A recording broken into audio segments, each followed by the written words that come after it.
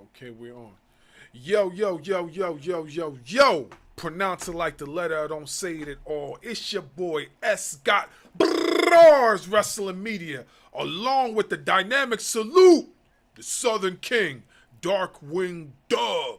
Coming up next, our special guest, Jack O'Hare TV. We about to talk that talk. Coming up next.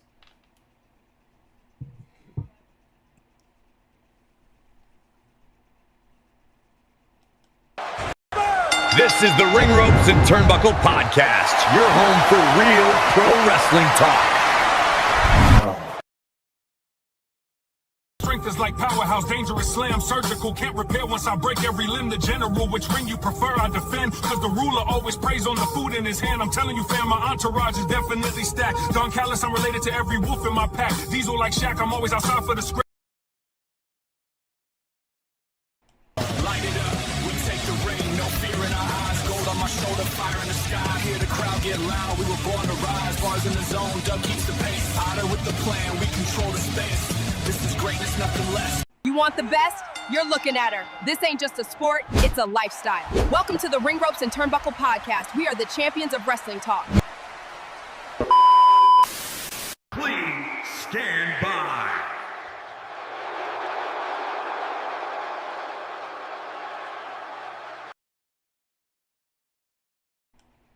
We back. Make sure you like, share, subscribe to the channel. Hit the notification bell for more content. Our special guest, please introduce yourself. Jack O'Hara TV, at O'Hara and Friends, ESPN sports play-by-play commentator, podcast host, head producer of the Celebrity Poker Tour in Las Vegas. I appreciate you guys having me on. That was an amazing intro. That was the best intro I've ever had being a guest on a podcast, ever.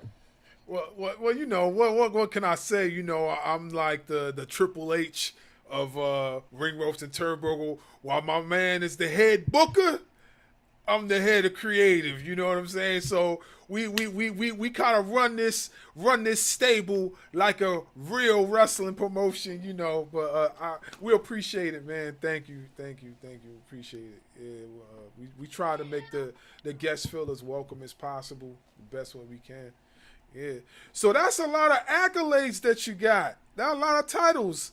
So let's talk about the ESPN one. Like, how did that come about? So when I told you I grew up in Morristown, New Jersey.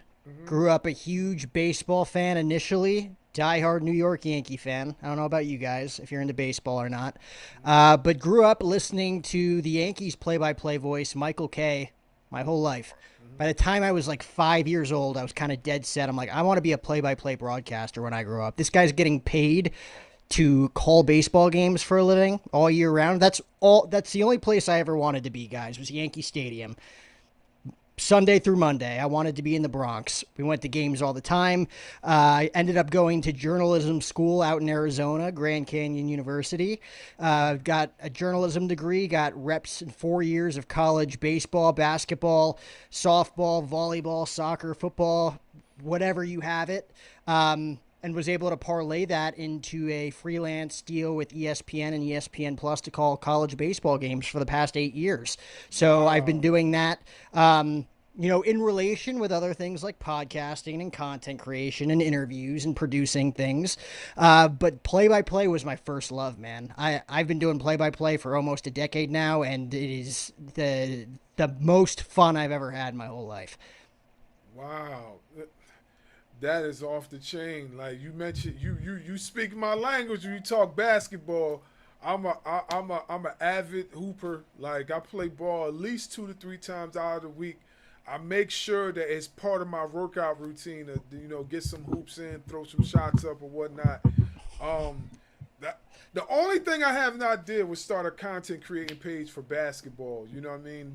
That one I feel like I will have to really, really put time in, because a lot of these guys that hoop and content create, they even the worst of shape ones, they've been hooping enough to make their content look at least half decent for people to watch. So I'm saying for myself, like, I'm a perfectionist. If I'm going to get out there and have people watching me play ball, I got to make sure that I'm getting all my shots up. I got to make sure I'm doing A, B, and C, because I don't want to go out there and look like a fool on camera and then have everybody else like, oh, man, this guy sucks.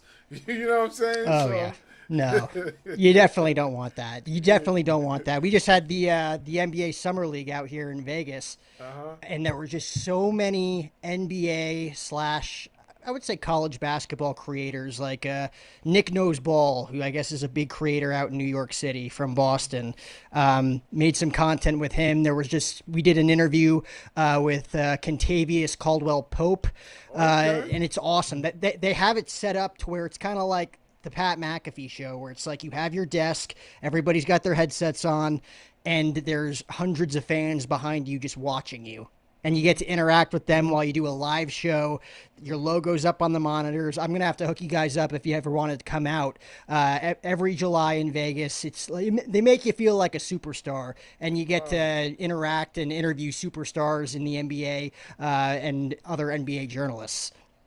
Wow, that is super, super, super dope. We never really dug into that bag as far as like, going outside the realm of, combat sports and going into the realm of like, we've talked, no, let me reiterate. My boy Dub talks about all sports, but as far as myself, I never like dug into that realm of talking sports. A few episodes we have talked about basketball and stuff like that, just like who's the greatest of all time, NBA top, I think it was like a top 50 list we did or something like that, and some other stuff. But that's a whole nother bag right there. I definitely would enjoy dabbling in that.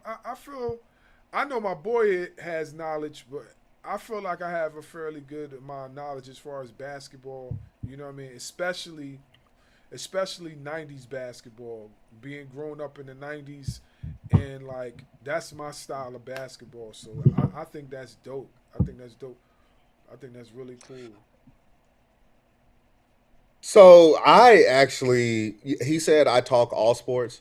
So I, growing up, wanted to be Stuart Scott.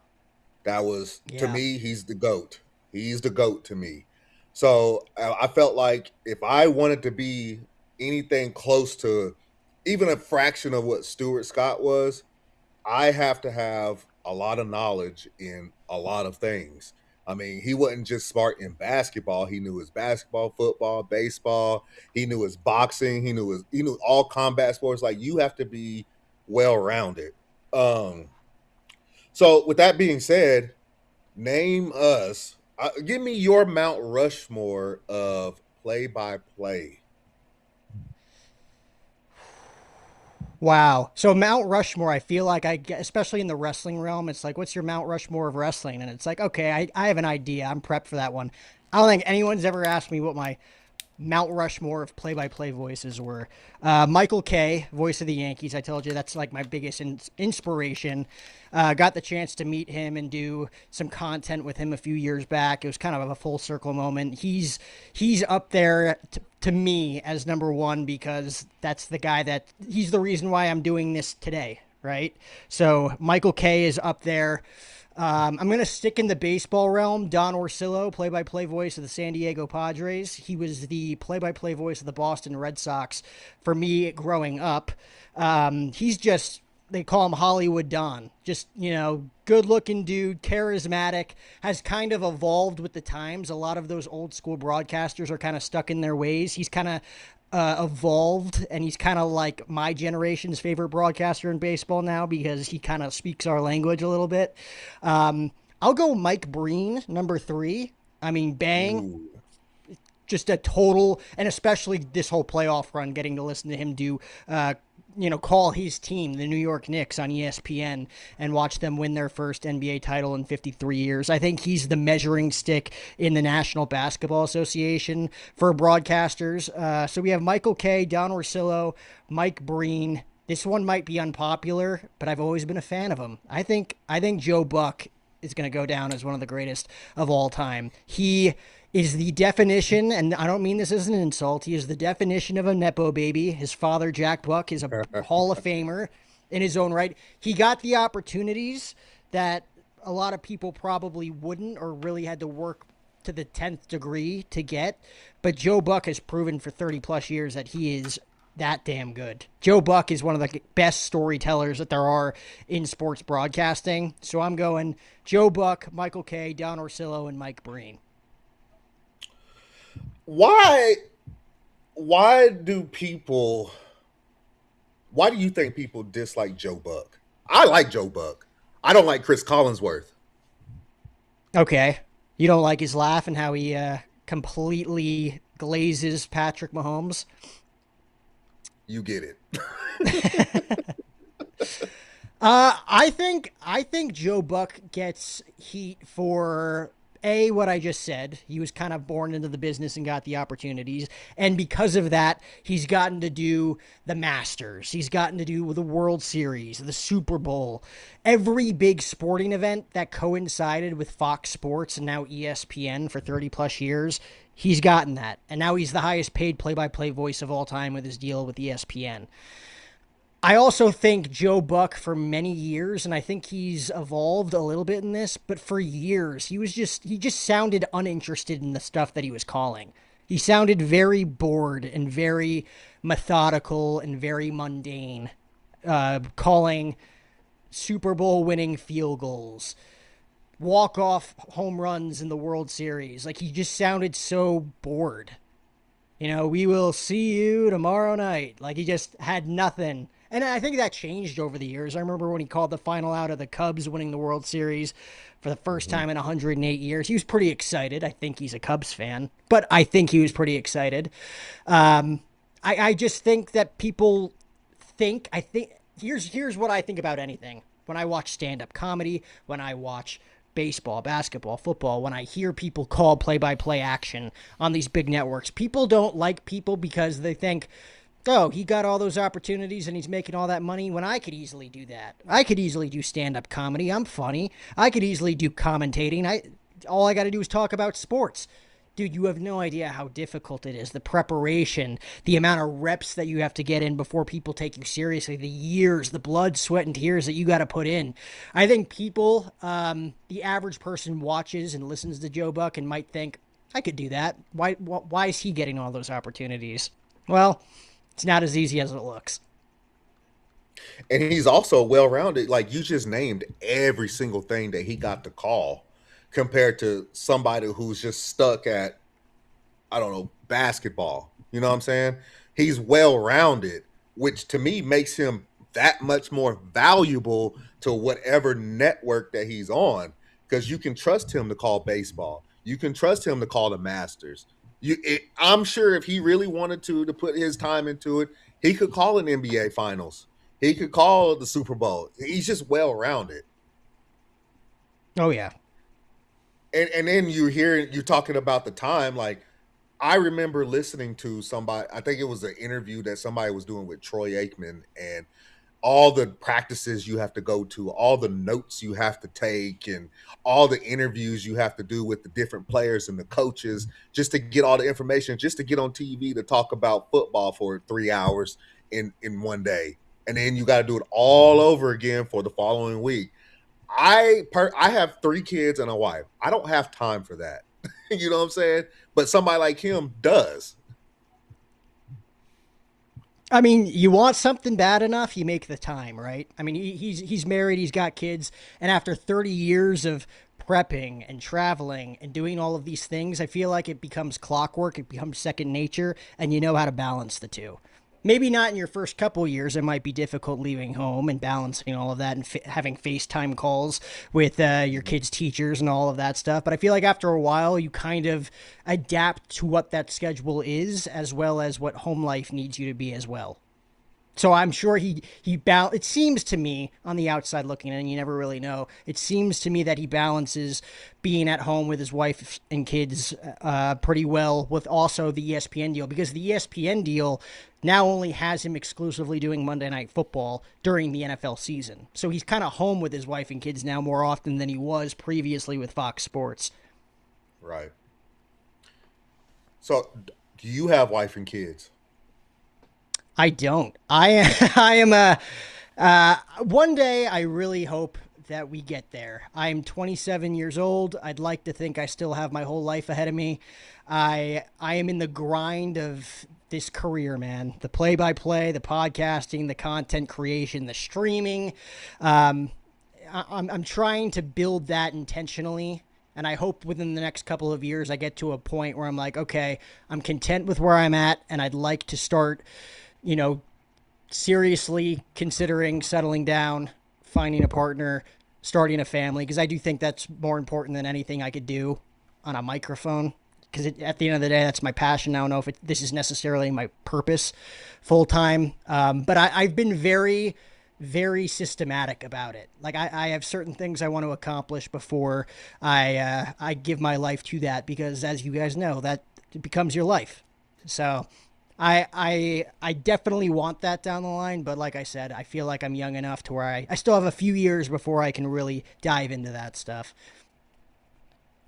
It definitely, being a dad and a husband, it definitely takes up a lot of time. This is part of that is reason why we do it as late as we do. I know you're on the West Coast, but me being Central Time Zone, him being Eastern Time Zone, the reason why we typically record as late as we do is because our wife and kids. Like my wife and his wife, they both work overnight, and then we still got kids to get ready for school the next day. We got to make sure they eat and go to bed at a certain time.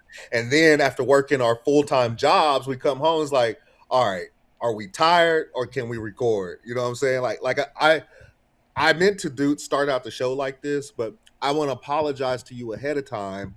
I am actually on call for work. So if you hear my phone ring, it's my work calling saying I work in the natural gas industry, so it's somebody calling saying they smell gas somewhere. So, and that's the kind of stuff that, we do on a daily basis where, we have our daily lives. So that's why we do it late. Yep. And it's all worth it too, because, that's your rock right there, your family. So I'm very big on that. So no worries at all if you got to take any calls. You got to put food on the table. That's right. Before we get into the meat and potatoes of the show, which is professional wrestling, if you could give advice to anybody starting a podcast or wanting to get in your line of work, which is play-by-play, what kind of advice would you give that person? I don't know if you guys have ever seen Bryan Cranston, Breaking Bad, Seinfeld, just one of the, in my opinion, the most articulate and creative actors of the last 25, 30 years. Doesn't get enough credit. I think Breaking Bad kind of gave him his huge superstardom. He is infamous for telling actors that you don't just try it out. Like if you want to get into play-by-play commentary, if you want to get into podcasting, content creation, you don't just try it, It is what you are, and you have to go 2 feet in head first if you want to have any remote success in this industry. You want to be a play-by-play voice, you got to put in hundreds, if not thousands of games of repetition in order to actually find your voice.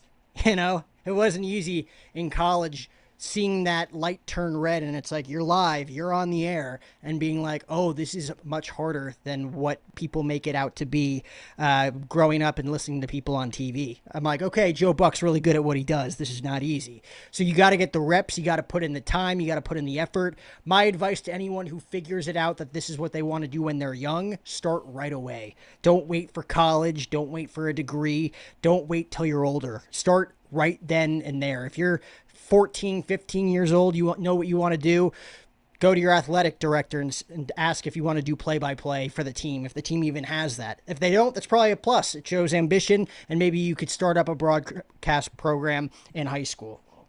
I would say podcasting and content creation, if you are not 2 feet into this to start and you don't have a vision for what you want it to look like, and you know, don't have much interviewing experience and want to get into it, it is a cesspool out there, fellas. As you guys know, like, anybody can be a content creator. One of my mentors, Chris Van Vliet, tells everybody all the time, the best thing about podcasting is that anybody could start a podcast. And the worst thing about podcasting is that anybody could start a podcast. There's a lot of crappy shows out there, guys. A lot of them. So anybody that wants to get into this, get your reps in, see if you really like it. But as I told you when we first hopped on, this is not something you try out for 6 months to 12 months. You're in it to win it. And if you're not, you're just going to get eaten alive by it, and you're going to be discouraged because it's very difficult day in and day out doing it for years and not getting the results that you expected. Year in and year out feeling like people aren't responding to your emails or your DMs. It's a very emotional and bitter process if you let it be one. So you kind of have to weed out all that negative energy and just go 2 feet forward. If you really think that you can make it in this industry, awesome. But you can't quit at it. It's going to take a decade or two before people even recognize what you've done for the last decade or two. So he will even tell you, because you were talking about getting your voice and stuff, he will even tell you, when we first started this over a year ago, I was nervous as hell. I was a shy individual by nature. I was like that. And before every show we would get on, he would have to like give me pep talks. And pep talks like, bro, you can do this. You got a voice for this. Like, just go out there and be yourself. Like, it took a few months of pep talks before I finally got it down. It's like, okay, maybe I can do this. And now I feel like the more that I'm doing it, the more natural I feel at it. You know what I'm saying? Am I being too loud? Am I not being loud enough? You know what I'm saying? Am I enunciating my words? Should I just talk like how I would normally talk? Which can be a little brash at times because I did 12 years in the Army. So like sometimes I got to try to take out some of the cuss words I would typically use because of my time in the Army, and then try to replace those words with not so bad words. You know what I mean? If that makes any sense. But yeah, I agree. Well, let me with ask you that. If that's who you are, let it rip. That's probably my last piece of advice on that question, is that be who you are. Don't be like too brash to the point where you're like, okay, he's a little disrespectful and he's trying to be someone that he's not. But like, you could tell who's trying to be someone that they're not pretty quickly. And it usually happens with people just starting out. You know, if you've never been on camera, you've never had a mic in front of your face, you want to be someone who stands out, and you try to develop this character that just isn't you, you're not going to have fun with it long term, and everybody's going to see right through it too, unless you're like a really good actor, you know, but it's not something that I would recommend. Be yourself, whoever you are. If you think you're going to be good at this long term, eventually people will see that, regardless if you're over the top and brash or if you're monotone like Joe Buck. You know, people want to be entertained, but people also don't want their intelligence insulted, if that makes any sense. Nah, makes perfectly good sense. So my question is to you. Name your top 5 content creators on either platforms. It could be professional wrestling, it could be just regular sports journalism, or just something in general. I'll keep it wrestling since, you know, we're going to get into the meat and potatoes, like you said. Like I said, one of my mentors early on in the space was Chris Van Vliet, and I think he's proving that he is the best of the best right now. Kind of one foot in with WWE, getting all of those interviews, you know, and just the utmost consummate professional. You know, who he is in person is who you see on television. He is the exact same person. That's his personality. That's who he is, you know. Just someone, he is the example and the measuring stick of how you should carry yourself as an interviewer, as a host, as a professional television personality. I really resonate, as do a lot of people, with Santiago Zapata, Santi Zap, because like I said, he doesn't try to be someone that he's not. Santi is someone who comes off very relatable, very down to earth, very genuine, blessed to have everything that he has and the success that he's had over the past couple of years. It's very unfortunate sometimes watching people who get too much too fast, and you could tell how arrogant they are. He is someone that has kind of popped off in the space very early on, but if anybody's going to get that, it's him, because he's down to earth, he's genuine, he's respectful, and he's relatable, and that's why people listen to him. Who else is really good in this space? I got to give credit to my co-host a lot for wrestling, Mr. Tesh. He's kind of been all around the space over the last 5-6 years. Yeah, and he's got a very controversial reputation. I took that into account when I started doing content with him. And I personally have a great relationship with him. He found me, reached out to me. He's like, love your style, would love to do content. He has been good to me, and I will always be good to him and grateful that he kind of brought me on and took me under his wing. And he'd be the first one to tell you that he's got a controversial reputation. But controversy sometimes, and what's the word I'm looking for? Polarizing, as the kids say in politics today. He's polarizing, so it gets views, right? You got to be a little bit. You got to stand up for yourself. I think he's very good at standing up for himself. He's not a pushover, and that's why I do have a lot of respect for him in that degree. God, there are so many really good content creators out there that have really made a name for themselves, who, for anybody that thinks content creation is easy, like I said, like people who think Joe Buck, it's easy to be a play-by-play commentator. Content creation, you have to be on it every single day. I'll throw iShow Speed in my top 5, because that guy not only is constantly on his phone, constantly, in his chat, engaging with his audience, interacting with the highest level of celebrities that he can, doing all of these different stunts, doing all of these different games, whether it's Randy Orton, whether it's Tom Brady, Logan Paul. For him to do all of that, to be in the shape that he's in to do it, to do a frog splash off the top rope at WrestleMania in Las Vegas this past year at Allegiant Stadium, that dude is working 7 days a week, probably up to 19, 20 hours a day. You got to sleep to be a functioning human being, and I would think that he probably gets 4 to 5 hours maybe a night.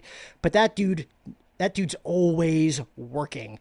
And the fifth one I'll go, because she just came across my feed before I hopped on with you guys. She's like relatively new in the game in the UFC world, is Nina Drama, and she lives out here in Vegas, and she has just completely blown up in the space in just, I would say, 3 or 4 years. 3 or 4 years ago, she wasn't even in content. And then she just found her niche, and she found the ability to develop relationships with those fighters on a level that no other real journalist, outside of maybe Joe Rogan, outside of DC, who was a fighter in his own right, so he knows the inside information, that no one else has really been able to do. Ariel Helwani hasn't been able to get as close with these fighters as Nina Drama has. And Dana loves her, and she just seems like a very overall positive vibe and a very positive influence on the Ultimate Fighting Championship and their content side of things. So I think those would be my top 5. CVV, Santi Zap, Nina Drama, my guy Steve Teska, and then, of course, iShow Speed. Real quick. I gotta ask you this. I really do. What are your Because this dude blocked me because I called him out on some BS and he didn't like it and he blocked me. I'm not even lying. If you get on, if I show you my phone, get on X right now, go to his page and say that I'm blocked. What are your thoughts on JD from NY? So again, growing up in Jersey, I listened to every single quote unquote loudmouth, hothead type radio style host. Craig Carton was my neighbor growing up, kind of a friend of the family. Hothead on the radio. Grew up listening to the Michael Kay Show, Don LaGreca, Peter Rosenberg, all of these guys, Mike Francesa, just all of these guys who just get on a microphone and they take it way too seriously. JD from New York, He's been in my feed. I think I just started following him. I appreciate the passion. I appreciate what he brings to the table because he gets people talking. People are in his comment section engaging on every single reel, every single post. I give him that. I just said the P word describing Teshk. He's polarizing. He invokes emotion out of people, and that's what you got to do as a content creator. You could be a good person. You can't be a nice guy, though. You got to be able to provoke people's emotions. And I'll say that about JD. He does a great job at provoking people's emotions. I don't know him personally, but I definitely respect the game. He's made a name for himself. That is unfortunate that he blocked you, though. What did you say to him?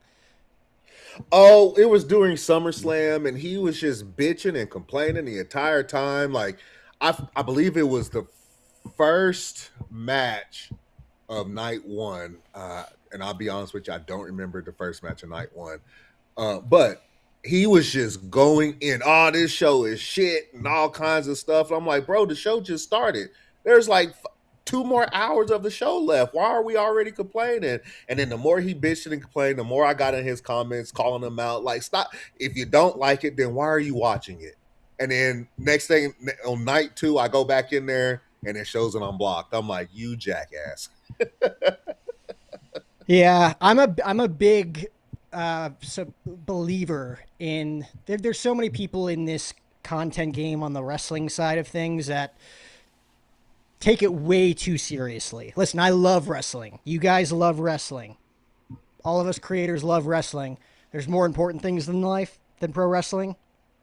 There's more serious things in life than pro wrestling. It is a passion of mine, but I'm not going to let it eat me up on the inside. It's not that serious, right? Like if you wanted Kevin Owens to win the WWE title tonight in Toronto, and he obviously, I don't know if you guys saw the finish. I think Toronto got a WrestleMania level finish tonight in Toronto. I think it was that good. But if you took that seriously and you can't sleep tonight because your guy didn't win and you're pissed off that Sami Zayn costed his best friend the title, like, you're a loser. Come on. Like, it's not that serious. Invest in the story. You guys have wives and kids. That's more important than anything you could be doing with me right now, talking about the art form of professional wrestling. I don't know if that's a character for JD. Maybe it is. Like I said, you have to be polarizing and evoke emotion. But I just don't think it's that serious at the end of the day. I love it. It's a passion, but like, it's wrestling, man. As the kids say, go outside and touch some grass. I keep hearing that. Yeah. I think as far as his content creating, he's developed a very villainous character on the internet. And I'm not saying I agree with everything that he speaks about, but I do feel like at times he touched a lot of valid points as far as pro wrestling. Now he does it in a very strong and vulgar way, but he definitely touches some valid points. You know, like his whole stitch right now is WWE shit. But you know what I'm saying? And then his whole stitch is AEW shit. And he's calling them both shit. You know what I'm saying? And you can ask him, I usually don't curse, but that's the best way to describe it because that's what he's saying. I'm not saying it, but that's what he's been saying for the last few months or so, especially on AEW. But I think that's what separates him from a lot of the other spaces that I'm going to say this, he speaks his truth. It's not everybody else's truth because you're not entitled to agree with him. He speaks his truth. If his truth is that it sucks, then that's what it is. You know what I'm saying? For him. You know, I know for me, myself, and my bro, like, you know what I mean? There's been a lot of times when we've commented on his feeds and we've just said, like, nah, we disagree. It was this, you know what I mean? But getting back to what I said, you know, he definitely is a villain. He definitely is a villain on the internet, you know. But I guess he's like the CM Punk of content creators. That is a very, very, very good example. Yeah, he's definitely the CM Punk of content creators. Let me ask you this. Speaking of, now that we get into the wrestling content, what would you consider your style of content? Like, how do you approach when you're talking about professional wrestling? What is your approach to get everybody talking? Like, do you develop like we just talked about JD? JD develops like a character per se. You know what I mean? To get people riled up. You know what I mean? Like he got the whole he got his coffee on one hand and then he goes, you know what I mean? He got his whole little intro. What is it that you do that you know that it's going to touch your viewers and get them talking? So here's how I look at it. I got into this, like I said, to be a professional commentator, podcast host. I've interviewed over hundreds of public figures and celebrities in all different walks of business. Mm-hmm.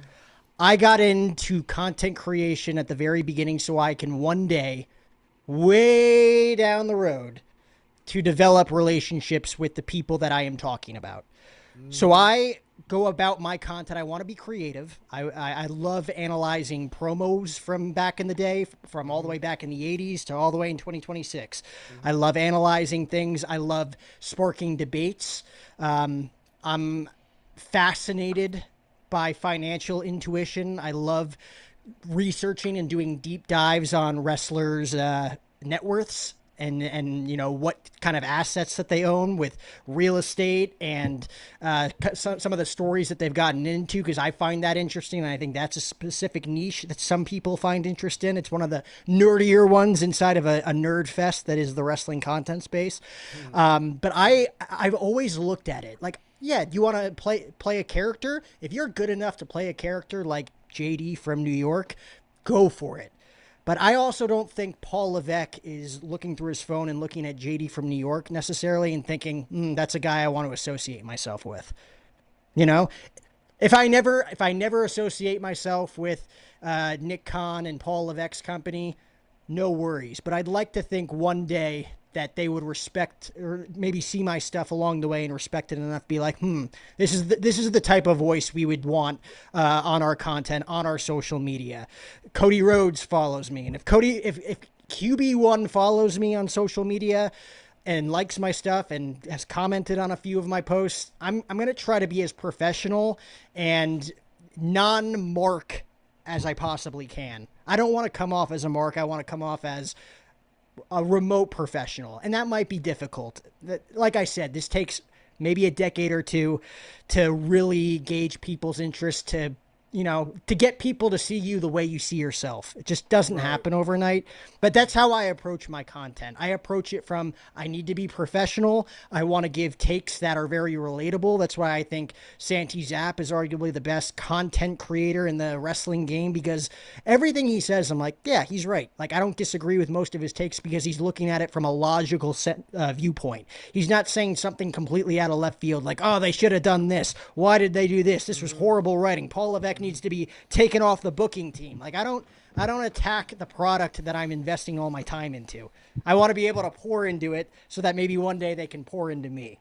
So that's how I view my content. I want to be creative with different ideas, different debates, analyzing promos, analyzing net worths, superstar interviews. I've had the chance to interview the likes of Kevin Owens and Seth Rollins and Shane McMahon, Nick Aldis, all these different guys, and develop relationships with people to where it's like, okay, he was professional, we'll invite him back. Chris Van Vliet says that all the time. All it takes is one bad interview for people to be like, I don't want to invite that guy back. Yeah. Takes 30 years to build a reputation, takes 30 seconds to ruin a reputation. Yeah. So to me, I want to come off as a professional, not just some loudmouth on social media. Yeah. Yeah, you're absolutely 100% correct. It's like we always tell people, like, we take pride in what we put together, and just like I told you before the show even started, we take pride in making sure that our guests feel comfortable on our show. We don't like to basically be marks or be messy. You know what I'm saying? Or chatty patties. Like, that's not our style. That's not what we do. Like, for the most part, we do like typical conversations, more like you going into a barbershop. Say you going into the barbershop, you getting a shape up, you getting a nice little fade. Okay, we doing the barbershop talk. That's what we're doing. You know what I'm saying? But in a pro wrestling type of way. You know what I mean? So that's what we like to keep, that's what we like to keep on our show. Now mind you, that we had interviews where people will go off the rails and they'll say some of the wildest, outlandish stuff, and that's okay. If that's what you want to do, that's fine. We ain't going to stop you. But at the same time, too, like, as for us, there's a certain way that we want to conduct ourselves so these people will want to come back, so these people will want to tap us in with other with other people, you know what I mean? And that's basically how we've been doing it for the last year or so. That's how we've been able to tap in, is doing stuff like that, So I definitely agree with you, that's definitely it. I will say the biggest compliment that I think that we have gotten is from the Elijah Burke and Odyssey Jones have both told us that they enjoyed coming on our show because it felt like that we were just sitting in a backyard with a fire, just having a conversation like normal people. I think that's like the biggest compliment that we've gotten.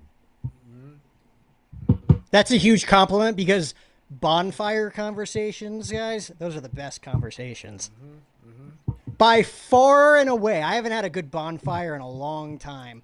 I feel like bonfires are definitely East Coast staples. Like I grew up with a bonfire pit. My dad built this whole bonfire pit with like a fish pond in the corner and all of these different things in our front yard. And we would have bonfires almost damn near every weekend, whether it was 70 degrees in the summer or 20 degrees in a blizzard in December. And those were the best conversations I've had with my dad, my siblings, my friends. You can't beat a bonfire conversation. So that definitely is a good compliment. You should be very prideful in that. Yeah, absolutely. And if you ever come out to Oklahoma, I got some good spots for bonfires. I never had a reason to visit Oklahoma until now. So I'll hold you to it. Come on, we even go to a Thunder game. I'll come in season. They're good now too. So absolutely. I'm not even a Thunder fan, but I live in Oklahoma City, so I'm a Mavericks fan myself. But so getting into the meat and potatoes of professional wrestling, what is your thought on the state of professional wrestling, whether if it's WWE, AEW, TNA, MLW, whatever? What is your thoughts on professional wrestling right now? I mean, we both have platforms where we talk about it, right? So it can't be that bad. I'm not a believer of, like I said, shitting on WWE or AEW or TNA or Ring of Honor or New Japan, reality of wrestling. Like, everybody's a critique of the product. Everybody thinks that they could book it better. Oh, I would have tweaked this. I don't know why they did this. This didn't make any sense. Why? Like, I love the story. Like there's been the long debate of professional wrestlers versus sports entertainers. I definitely love sports entertainment more than I love wrestling, guys.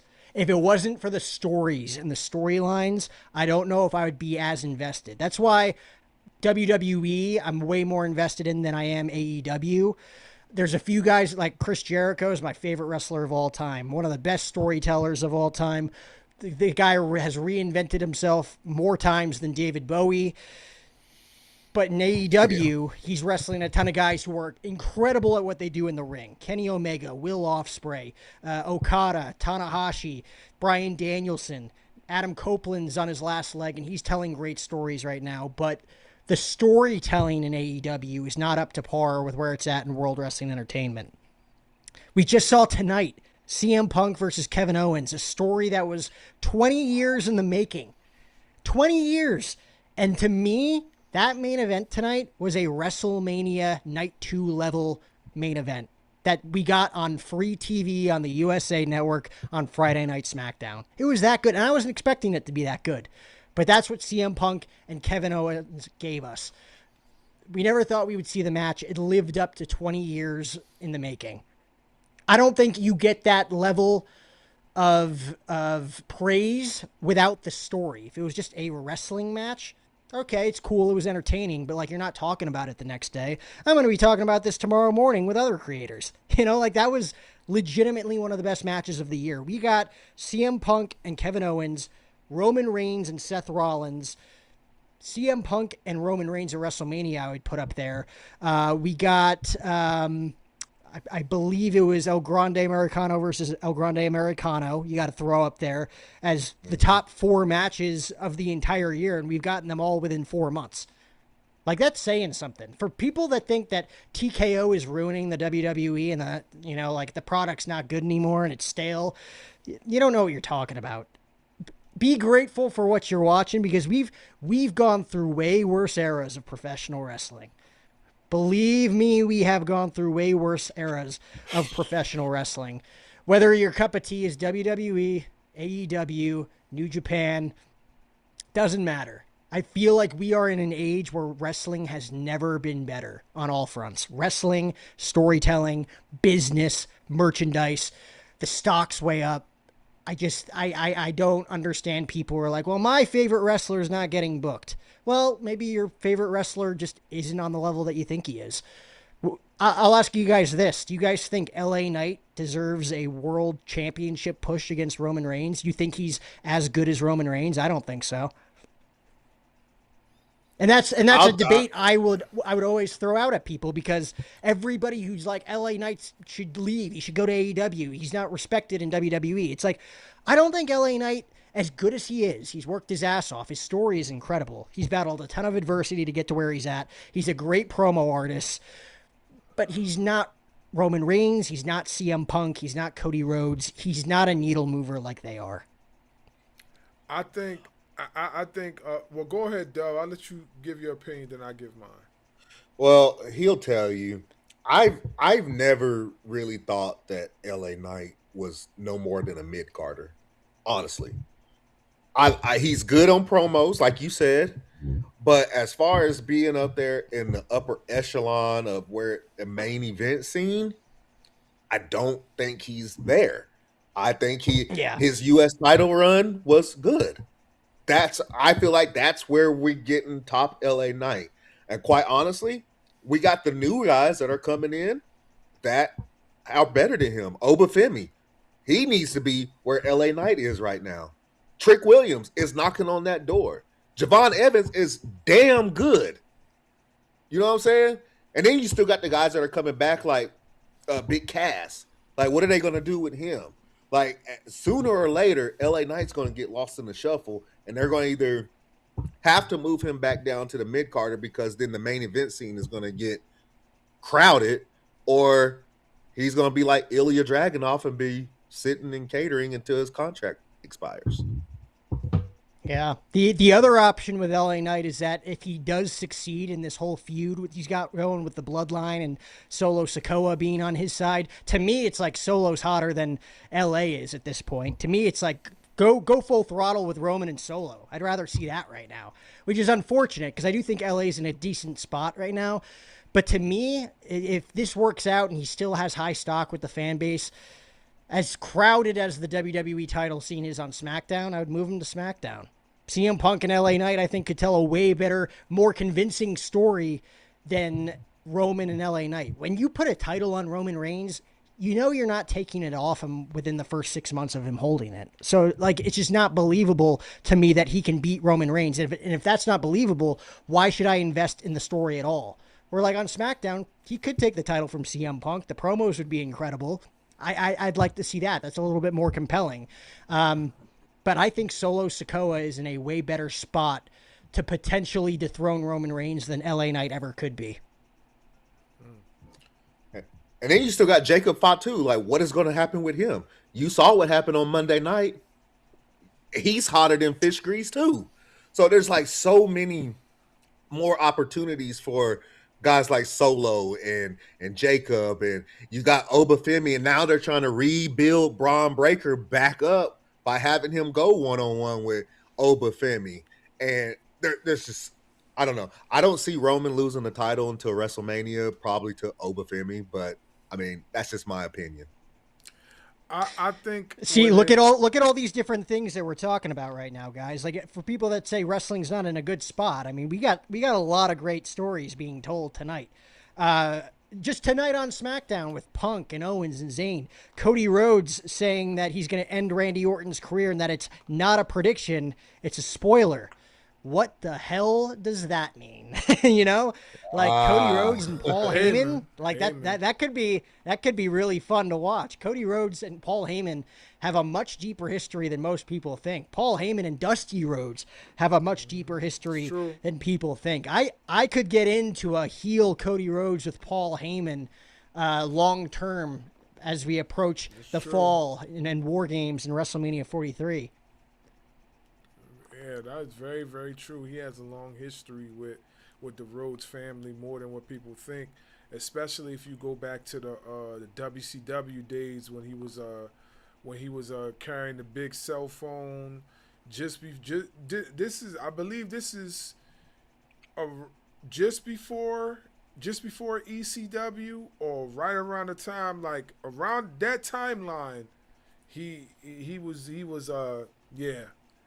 Yeah, you definitely right. And that's funny you bring that up. I never thought of that. And then when I thought about it, I remember seeing the video of him and Dusty in WCW. And I remember seeing him in ECW too with Dusty. So you and that's the thing. Dusty was in a bad spot. The whole Rhodes family was in a really bad spot. Dusty, Teal, Cody, and Michelle didn't have a lot of money. Paul Heyman gave Dusty his confidence back by bringing him into ECW. Mm-hmm. So there's a lot of real personal gratitude there between Cody and Paul Heyman. Yeah, for sure. Let me run these feuds by you. Okay. Heel Cody with Paul Heyman against CM Punk. That's going to be fun. Ooh. Heel Cody with Paul Heyman against Obafemi, potentially at WrestleMania. That could be a lot of fun if you wanted to hold off on Roman and Oba. And then, of course, a heel Cody with Paul Heyman against Roman Reigns. Talk about the tables turning. Mm-hmm. The story right there alone. Good night. That would feed families for a while. Yeah, it's definitely something that nobody really thought about until now, you know what I mean? Meaning that, you know, when Cody mentioned what he mentioned. But yeah, you're absolutely correct about that. I wanted to get back into the LA Knight thing because there's a few things that I might have a little bit of pushback, but not too much. My first thing is, well, in professional wrestling, right, it's all about booking, right? How you being booked, how you promo, how your character build is, and what's going to determine what gravitates to those fans, right? So is it fair to say that it's LA Knight when technically whenever he has gotten on a hot streak, they kind of pulled back on his character and then put him on a shelf for a bit, and he sits back in catering only for him to come back later and build that momentum back up again? I think it's pretty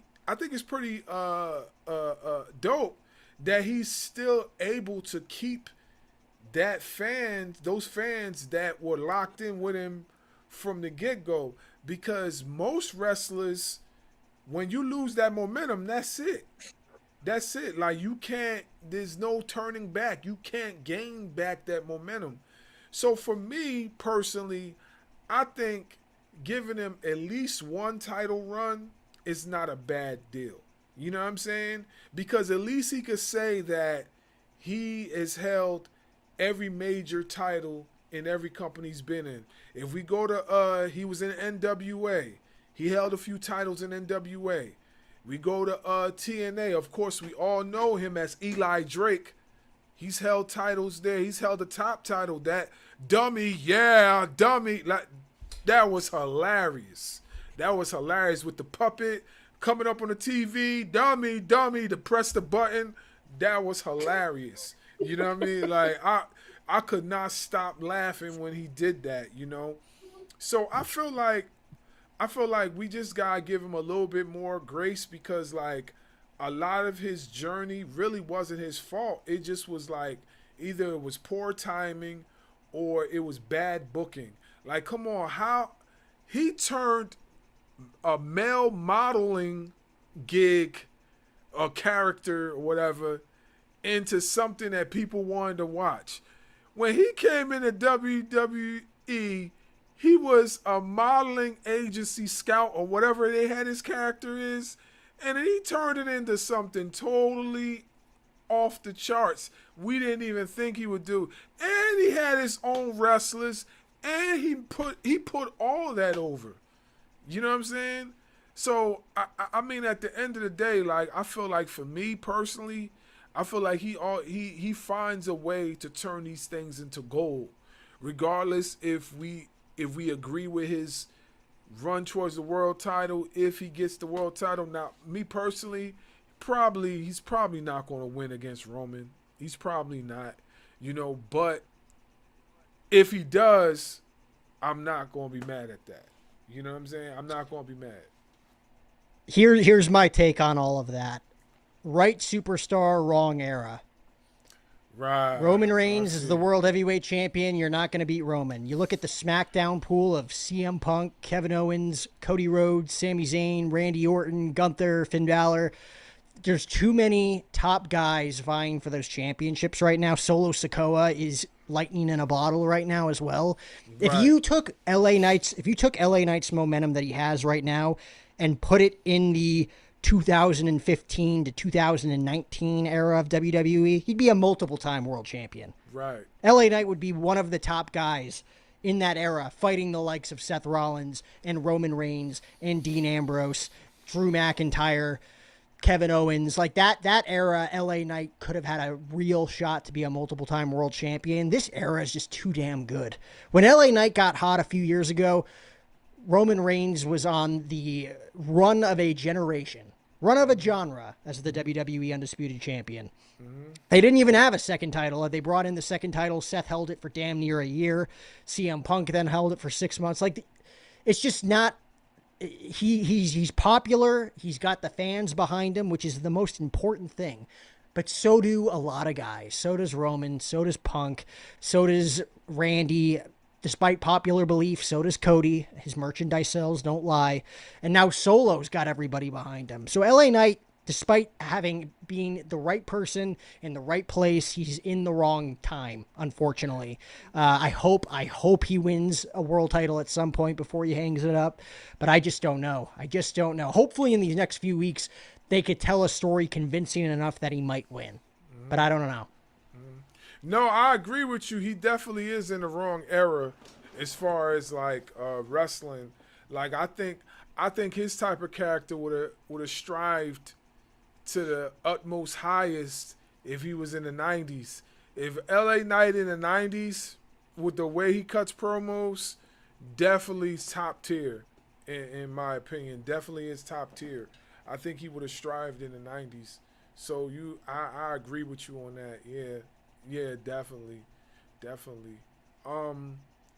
One other question. So, talk about Roman, right? The bloodline. So, I'm pretty sure now another bloodline member has entered the fray in Zilla Fatu. I'm gonna be honest with you. I've been on high praises for Zilla Fatu. He could tell you I've been preaching this guy's name for some time. The same way I've preached Jacob Fatu's name. And I was telling people about Jacob Fatu years before he even touched WWE soil. I said, this man gets to WWE, it's a done deal. He's going to be champion sooner or later. Done deal. What happened? He got to WWE. They skyrocketed him right into the mainstream scene. What is your thoughts on Zilla Fatu? Do you think he's going to be the same trailblazer as his cousin, Jacob? It's funny. Every time I think NXT is going to be dead, they find a way to reinvent their whole main event scene. They lost Javon Evans. They lost Obafemi. They lost Trick Williams. They lost Ricky Saints. They lost everybody. Joe Hendry. And then within a couple of weeks, Grayson Waller cuts the promo of the year. Zilla Fatu debuts, and I don't care what his name is, Cruz Montana. That's Mike Santana in that ring. The fact that those three are in the main event scene right off the bat, it's awesome, right? Yeah, it truly is awesome. Right, yeah. Zilla Fatu, I think it was Bobby Roode who said it best. I think he's like every top guy that has potential should go to NXT first just to learn the WWE way. The way that their camera angles are shot, the way the hard cam is positioned in certain moments leading up to the climax of the match, just the overall production of WWE, because it's completely different from every other company. You could have success anywhere else. You come to WWE, it's a different game. It's on a different level. It's a different beast. Zilla Fatu's got the fan base. He's got the credibility. People love Zilla Fatu. Could he be a star? I personally think he's a little bit green. He's a little young in his career. He's got the potential. How many times have we seen people with potential and the fans turn on them? People loved Roman Reigns when he was in the Shield. People don't remember this. People loved Roman Reigns. When Roman Reigns almost eliminated Batista from the 2014 Royal Rumble, everyone was behind Roman Reigns. By the 2015 Royal Rumble, when everybody knew he was getting pushed, everybody hated Roman Reigns. I'm kind of nervous with Obafemi because to me, he's the clear favorite to win the Rumble in Arizona in 2027. And I fear that by the time they get there, the fans are going to be fatigued with him and that they might have to pivot a little bit. So my thing on Zilla Fatu is that, he's got the fan base. Everybody loves that he's finally here. He's earned it. He's had one hell of a journey, right? The ups, the downs, the trials, the tribulations. Fans will be behind him for a long time no matter what he does. I think he should be in NXT for a little bit. I remember Solo was in NXT for like 6 weeks, and then all of a sudden, bam, he's in the Bloodline story. During the best era of that Bloodline story. To me, just because he has the last name Fatu and he's a part of a family dynasty, I don't think Zilla Fatu should get thrown into Roman's bloodline anytime soon. Give Zilla the platform to develop his mic work, his WWE in-ring skills in NXT for like the next 6 months at least, before you even throw him in, because when he goes to the main roster where he's going. There's no way Zilla Fatu's gonna like go to SmackDown and be his own man. They're gonna find a way to get him into this whole bloodline story with Roman, with Jacob, with the Usos, with Solo. It only makes sense. But I hope Zilla makes a mark in NXT before they eventually throw him into the inevitable bloodline story. Yeah, I agree with you. I don't think they should bring him up to the main roster right away. I do think though, if he gravitates to everything fast like Solo did, I think they probably would put him up on the main roster if he gravitates to it right away. Only because he has that appeal. He has that same appeal like Jacob Fatu is as far as his energy. You know what I'm saying? I'm not saying he's as great as Jacob Fatu, because Jacob Fatu is one of a kind. Like, I don't think you can find too many Jacob Fatus. Like what he does, like this dude, as big as he is, did what do they call it? What? Not a poetry in motion. What's the move Jeff Hardy does where he runs up to the turnbuckle, flips off the ropes, and he does like a four? It's like almost a 450 into a. Yeah, like almost a spinal tap. Yeah. I don't know what he calls it, but I know what you're talking about. Yeah. Jacob Fatu did that. Jacob Fatu is like, well, right now he's like in the probably like 285, 290. But the time I seen him do that, he was like over 300 and something pounds. Bruh, you ain't supposed to be doing that. Nope. You ain't supposed to be doing that. This is why I said, like, you know, if he taps into what his cousin taps into, Zilla taps into that, it's going to be crazy. Because I don't know what's in the Samoan genes.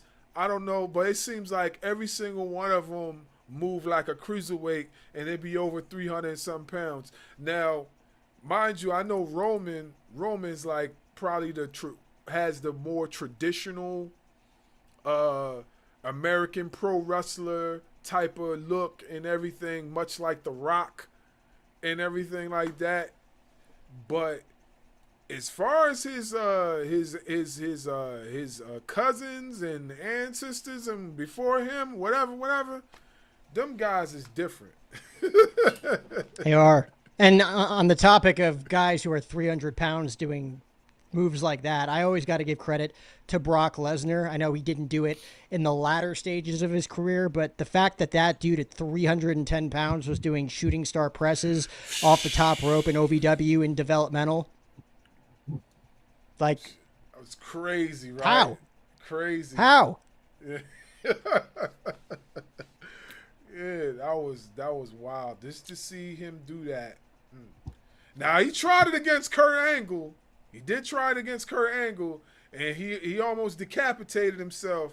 I'm glad he didn't, but the mere fact that he tried to do it and almost accomplished it is impressive enough. Yeah, that for real, yeah. Go ahead, Doug.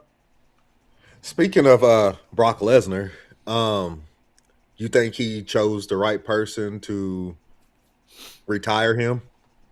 Yes, 100%. When you look at the roster, who's going to be the other guy? We knew who the other guy was going to be. It was going to be Gunther. Gunther retired Goldberg and Cena and Styles. It was inevitable that Brock Lesnar versus Gunther was going to be a SummerSlam main event. That's what we all thought.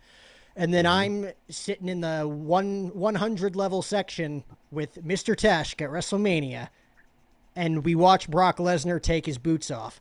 And we're thinking to ourselves, like, he's definitely doing this in real time, because there's no way that they weren't going to book him in a box office match in his home state of Minnesota at SummerSlam for his farewell. So we thought we saw the retirement of Brock Lesnar, and I'm like, Brock's just doing whatever the hell Brock wants to do. I mean, Brock Lesnar, if Randy Orton was pissing him off so much 10 years ago, if Brock Lesnar wants to decapitate Randy Orton and make him bleed all over the ring in Brooklyn, for real, he's going to do it. Who's going to stop him? Who's going to stop Brock? Who's going to tell Brock Lesnar, no, you can't retire now? That's not a part of the story. Who's going to get in Brock's face and tell Brock Lesnar no? Brock Lesnar can do whatever he wants to do. In that moment, we all thought he retired. And in that moment, that would have been perfect. Because immediately, Brock's a babyface. Everybody's crying for Brock Lesnar. Brock and Heyman are crying in the ring. It was the perfect goodbye.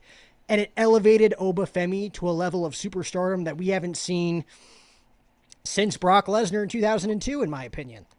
He was the perfect guy to give that rub to. And then SummerSlam was even better. Hell in a Cell, Tombstone on the Pine, Oba kicks out and huffs up like Hulk Hogan, and then hits him with the fall from grace. Brock Lesnar getting on the mic and saying, I'm the past, this is the future. Brock Lesnar didn't have to do that. Brock Lesnar's never done that. And I'm happy that Obafemi didn't just retire Brock Lesnar once. He retired him twice in a span of 4 months. And now Obafemi gets to continue that legacy and take that level of influence that he has now and bestow it on a guy that needs it, like Braun Breaker, to carry him for the next 20 years. Probably going to face off against Roman at some point down the line, whether it's at this year's WrestleMania or the following. Oba versus heel Cody, we talked about, is a feud that they could go with.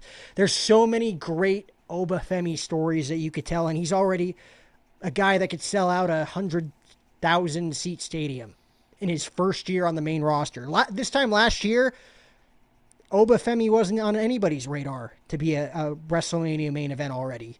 And here he is. So, yes, I do think Brock made the right decision. I think almost everybody thought it was going to be Gunther, and Brock's like, well, what about this kid?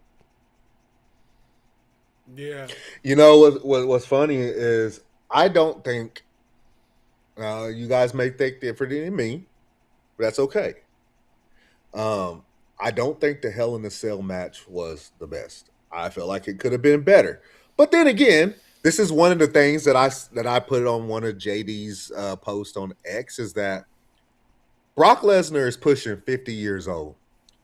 If you think Brock Lesnar is going to get in Hell in a Cell and do some crazy shit in that ring, in that cell, you're kidding yourself. And to me, it wasn't even about the match. It was about the fact, you know how for years and years and years, Brock got to say, I am the one in 21-1. And the kind of heat that gave Brock Lesnar. Now imagine Obafemi saying Brock Lesnar was undefeated at Hell in a Cell until he came across me. The amount of push, the rub that Oba gets from just saying that alone, it's bar none the best thing that could happen to him. And I don't think people really understood that. They just wanted to see Brock and Oba get in there and beat the shit out of each other.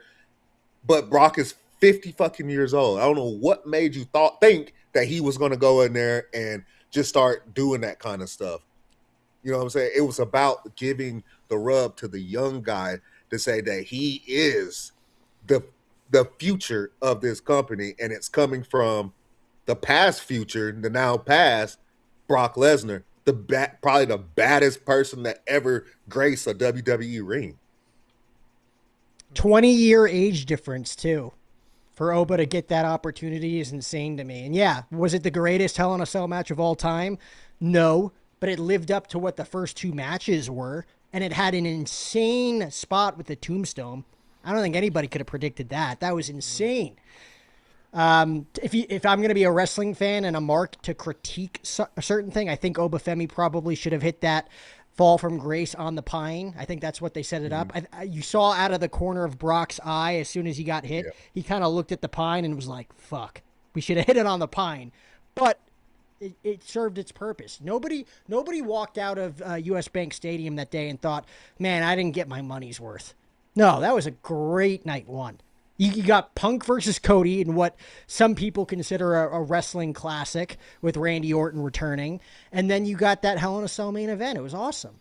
SummerSlam, in my opinion, I don't know about you guys, I think SummerSlam overall as a PLE is much better than WrestleMania. I agree. I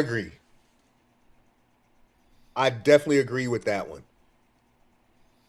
WrestleMania is the culmination of a lot of things, and then SummerSlam is like the rebirth of a lot of stories. Like, you leave SummerSlam way more excited than when you leave WrestleMania. You're like, all right, new season, what's going to give? Like, you know what you're getting with SummerSlam. After SummerSlam, you're like, Punk versus Owens is going to happen. Last year was the heist of the century. What the hell is going to happen after that? Brock Lesnar returned last year. What the hell's going to happen after that? We're like, WrestleMania, it's like you walked away this year being like, all right, I'm satisfied with the way it ended, but we don't know what's next. So I think SummerSlam is better than Mania.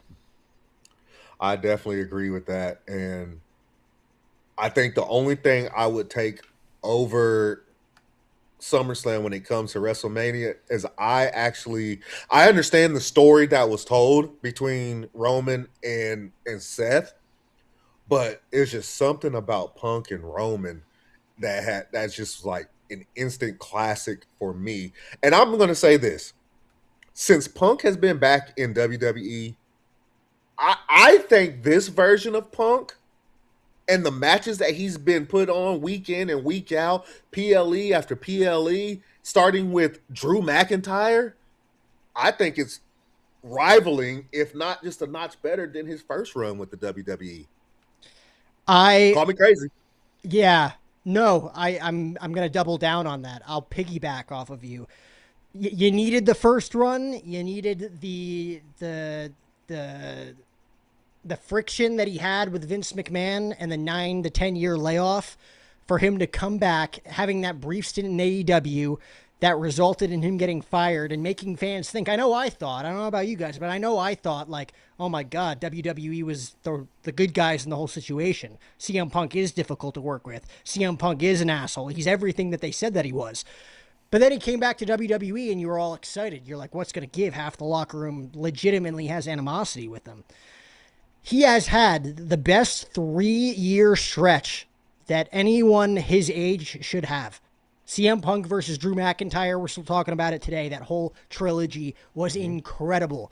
CM Punk versus Seth Rollins, in my opinion, there's still so much meat left on that bone. Yep. They could fight forever. CM Punk versus Roman Reigns, probably the best one-on-one clean main event of WrestleMania that we've seen in the last decade.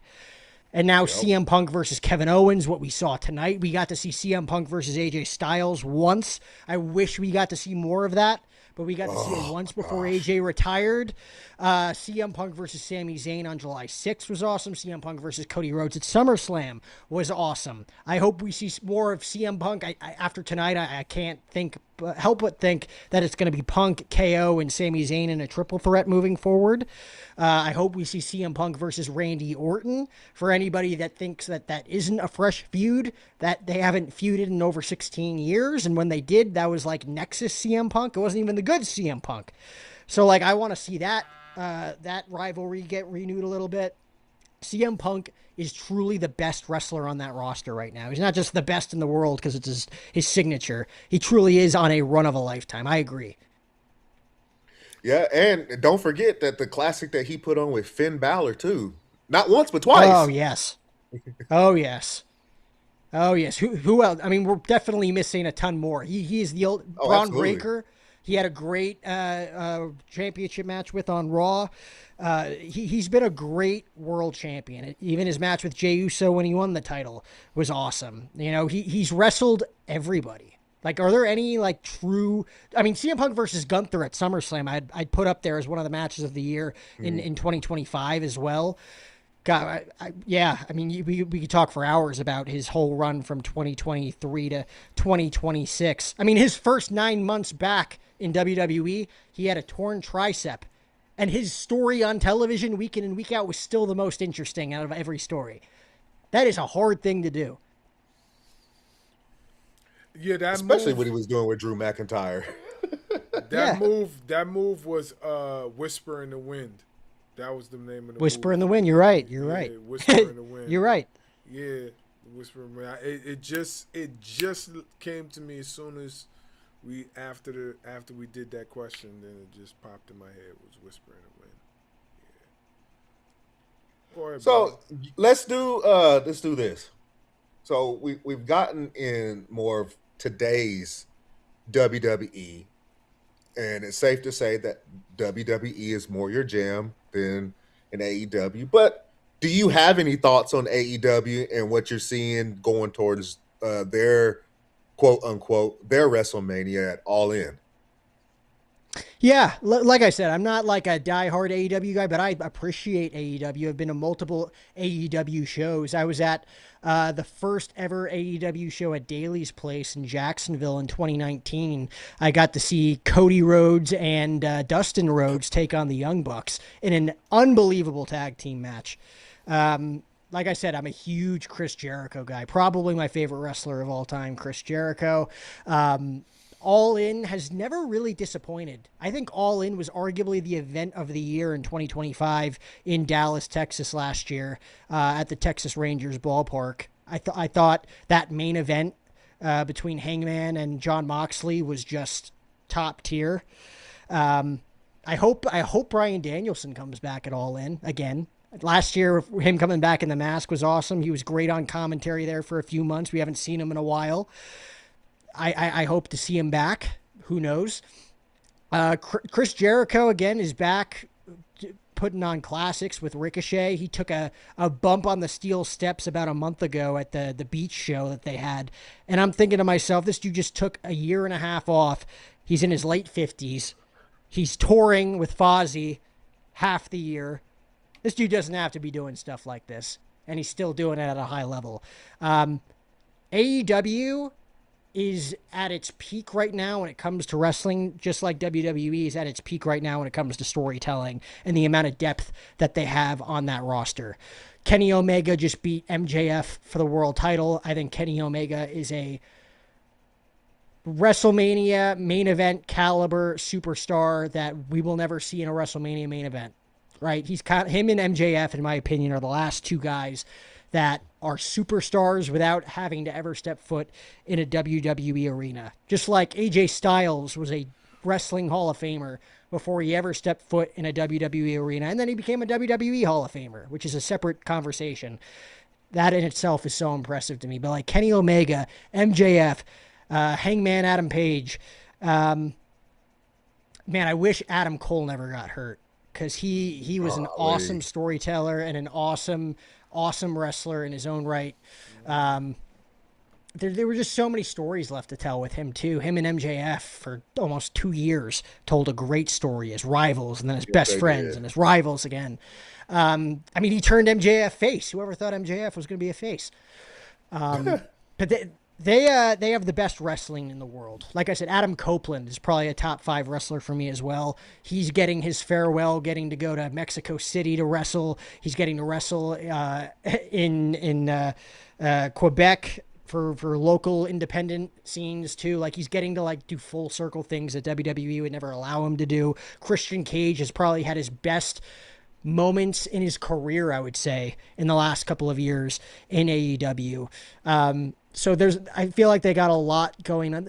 They have a lot of ex-WWE guys too, for all the WWE marks that are anti-AEW. It's like, you have all of our talent. Like, who cares? They reinvented themselves. They're awesome. Like, to me, Kenny Omega versus Bryan Danielson a few years back, they had that one-on-one match in New York, I believe was it 2022 or 20, maybe even, it was 2021. Jeez, that was 5 years ago. It was 5 years ago. Time flies. But that was arguably the best AEW match I had seen up until maybe the main event of All In last year. So from a wrestling standpoint, I couldn't tell you what the storylines are. I'm not that invested in it, but they put on some wrestling clinics. To me, Darby Allin and Sting, their whole tag team run was awesome. Darby Allin, I think, needs to lay off some of the glass shattering bumps, but he's entertaining, that's for sure. Go ahead. I wanted to say two things I wanted to say. So so speaking of AEW, right? We got two guys that we could be seeing in AEW real soon. We all know the rumors are true. We talking about the New Day. So New Day? Yeah. So my question to you is, what do you think of the pairing that we could be possibly getting for the New Day with Swerve Strickland? Ooh. I mean, it's a match made in heaven. Their personalities mesh. I feel bad for Big E. He's got to watch that from a distance all the way at the commentary desk. I'll believe it when I see it. Their relationship with WWE obviously was a financial one, it seems like. You know, we can only speculate as creators online, but it seems like they were asked to cut their contracts or their salaries in half. I think TKO was asking a lot of talent to do that, and that's just pure speculation. I don't know shit. But to me, for guys that put blood, sweat, and tears and 15 to 20 years worth of sacrifice into WWE, Kofi Kingston specifically putting that much time into it and getting treated like that, I'd feel incredibly, incredibly disrespected too.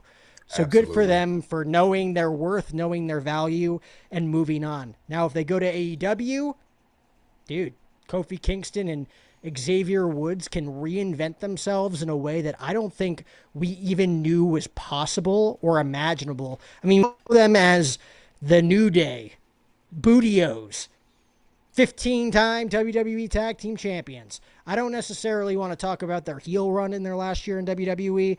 Could have been better, in my opinion.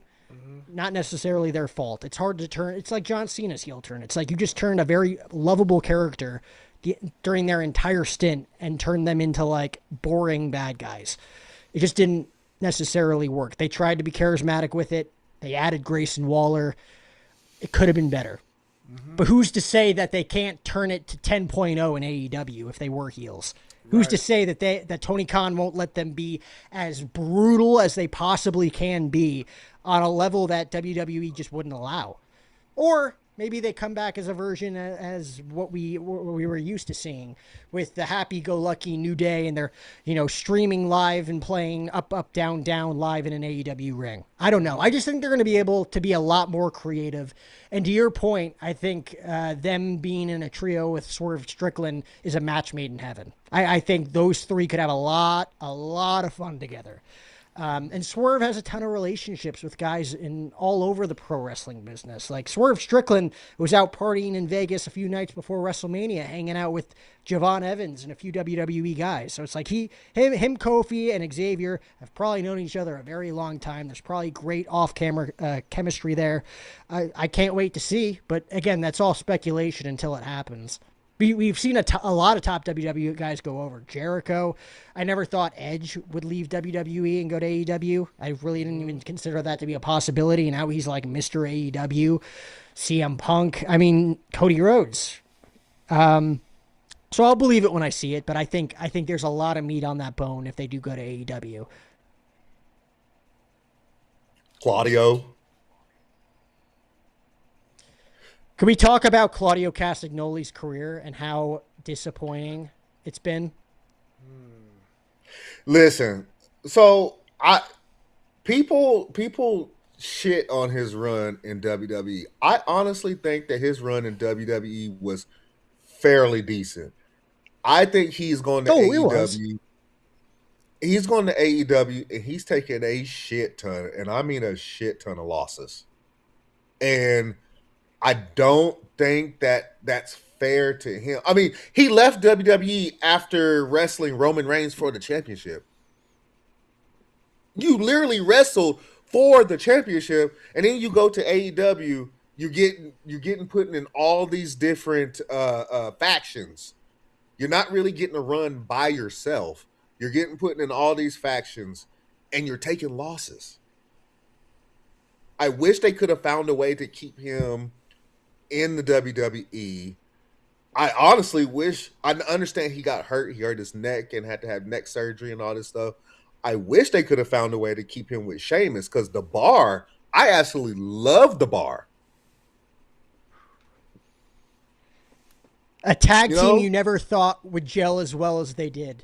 I always tell people, go watch Sheamus versus Cesaro in all 7 matches that they had in that best of 7 series that Mick Foley put them in.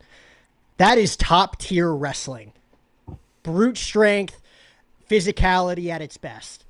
And then the Bar for, I think they were a tag team for like 4 years, were incredible. They were awesome. John Cena said it all the time. I could have main evented multiple WrestleManias with Cesaro. He was that damn good. And just so many missed opportunities with him when he was hot. The Cesaro section ran roughshod over the WWE Universe in I think it was 2016, 2017. His matches with John Cena, his matches with Kevin Owens, his matches with Sheamus. Cesaro deserved a lot better. I mean, Cesaro versus Brock Lesnar could have been a SummerSlam main event. They just didn't book him correctly. They paired him with Paul Heyman for like a month, and then they gave up on it. I just think Cesaro, he could have been a WrestleMania main event, a multi-WrestleMania main eventer. And you're right, he goes to AEW. And granted, I think he's a guy that is very grateful for the position that he's in, and he's having so much fun with all of his friends. Bryan Danielson, Jon Moxley, all of these guys in this faction together, they're all, I mean, those 3 right there are the top, some of the top wrestlers in the world from an in-ring technical standpoint. So I think he's had a lot of fun, but it's just like, what's it going to take for this guy to get to the, like, what's he missing? I don't know what he's missing. He can speak 7 different languages. You could pair him with a great manager. He's bar none, one of the best in-ring talents that the pro wrestling industry has ever seen. So what's missing? And it's frustrating because I feel like his prime is definitely past too.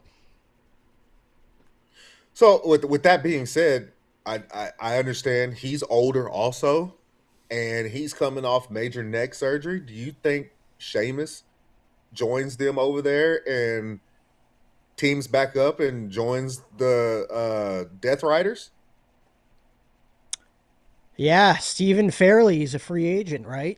I don't know if he's like Yeah, officially a free agent, but he's not re-signing. That's for sure. He's gonna ride out his correct. contract like Dragunov did. Yeah, I don't think we've seen the last of him in the squared circle, whether that's AEW or elsewhere. I feel like that truly is the only other big option, unless you wanted to go to a New Japan. But I feel like if you want to get recognition and get all of those endorsement deals and be with another big wrestling company, Claudio's over there, Moxley's over there, Jericho's over there, Copeland's over there. Like a lot of his friends are over there.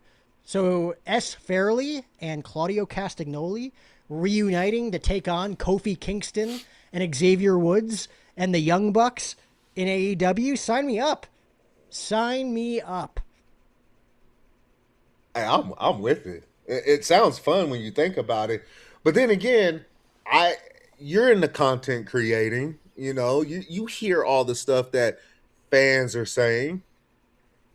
At what point do you say, okay, all this talent is getting either released from the WWE or they're not re-signing or whatever the case may be, they're free agents. At what point do you be like, okay, we got to stop signing these because we have a bunch of other talent and they're not being shown on TV right now. For instance, Tommaso Ciampa just had have feud with Chris Jericho, but we haven't seen him since that feud ended. So it's like you keep signing all these people, but then you're pushing the people that you recently just signed back down the card. Tommaso Ciampa is basically going back to where he was at WWE.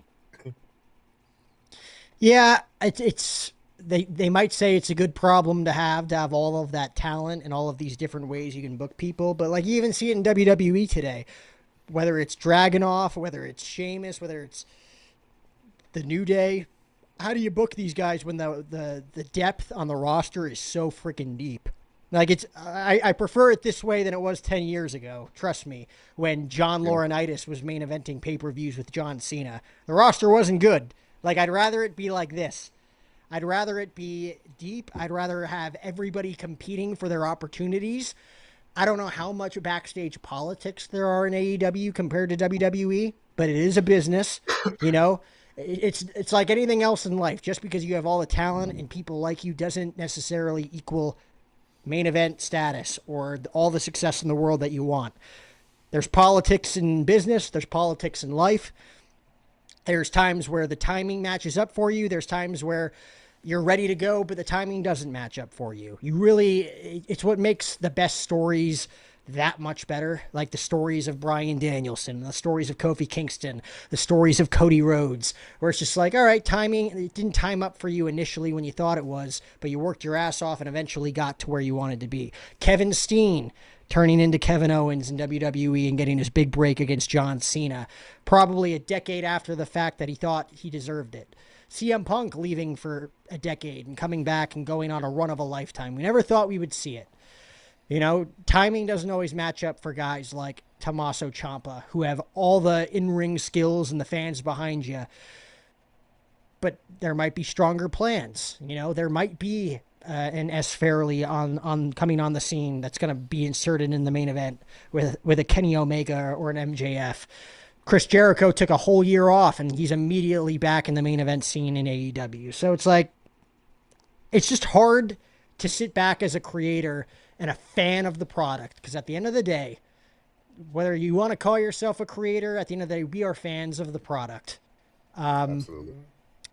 It's hard for us to gauge how the creative teams, the booking teams, Paul Levesque, Nick Khan, even Tony Khan on the other side, it's hard for me to really depict how you're able to book stuff on a daily basis to gauge people's interests and at the same time be fair to the talent that you're paying. Because at the end of the day, whether they're booked in the main event or whether they're not booked on TV at all, they're still getting paid. It's guaranteed money. And at the end of the day, if you're a professional, that's all you're looking at. You're feeding your families. You're feeding your kids. You're feeding yourselves if you don't have kids. Like, at the end of the day, how bitter can you be about the spot that you're in when you're making all of that guaranteed money? It's not like it was back in the day where if you were in the main event, you were the ones making the money. And if you were on the card, you were getting a sliver of that. I feel like everybody's got guaranteed salaries now, wherever they're at on the card. So that's kind of how I would look at it personally. But who knows how they go about booking things on a daily basis? We have no idea. It goes back to my earlier debate of just enjoy the show. Wrestling's not that serious. It really isn't that serious. And for wrestlers as well that feel like they need to be in the main event scene and be the WWE or AEW world champion, it's like, appreciate that you have a guaranteed, probably 6-figure contract to live out your dream that you've worked your ass off for your whole life. That's the way I look at it. As we start to wind down, what are your thoughts on WWE Unreal? It's entertaining. I truly think that they are giving us a dog and pony show of what it's really like. I think they're displaying what it could be like behind the scenes, but it's not actually what's going on behind the scenes.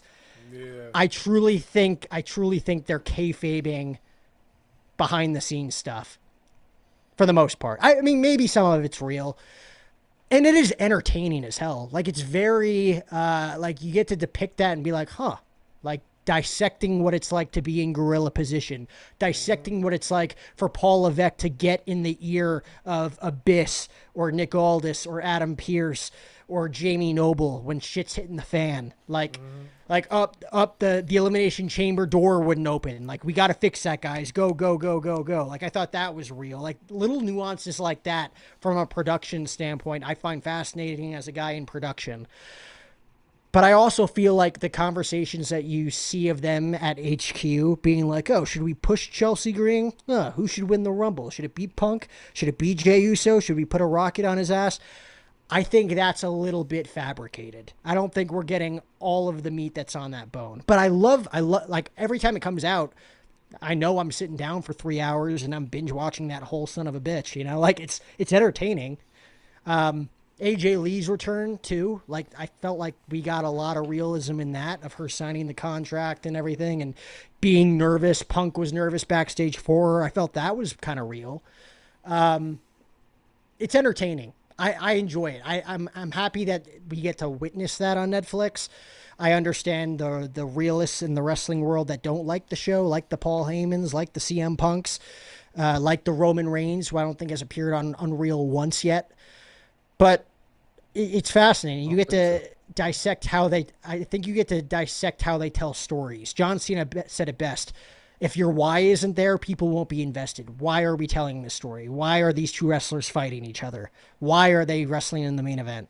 I find that so fascinating how they're able to put together little pieces. Like when they were telling the story of Paul Levesque called Bruce Pritchard about the John Cena heel, or Bruce Pritchard, I think, was the one that initially was like, what if we don't turn Cody? What if we turn Cena? Paul Levesque called The Rock. The Rock called Ari Emanuel. Ari Emanuel called Mark Shapiro. Shapiro called Nick Khan. Rock called Cena. Paul Levesque. Like, they're all on the phone together being like, how's this going to work? Leading up to the Elimination Chamber. That I found fascinating. And I thought that was very real. So there's aspects to it where I'm like, this is so fascinating. And they're making a lot of money off of it. That's why they're doing it. Don't get it twisted. But I also think some of it is definitely like, oh, wow, we think we're seeing what's behind the scenes, but I don't think we're really seeing everything behind the scenes. And I think they tell you that. They're giving you a little appetizer of what's behind the scenes, but not everything. So, if there's one wrestler right now that you personally would like to see more of on TV, doesn't matter the promotion, who would that be?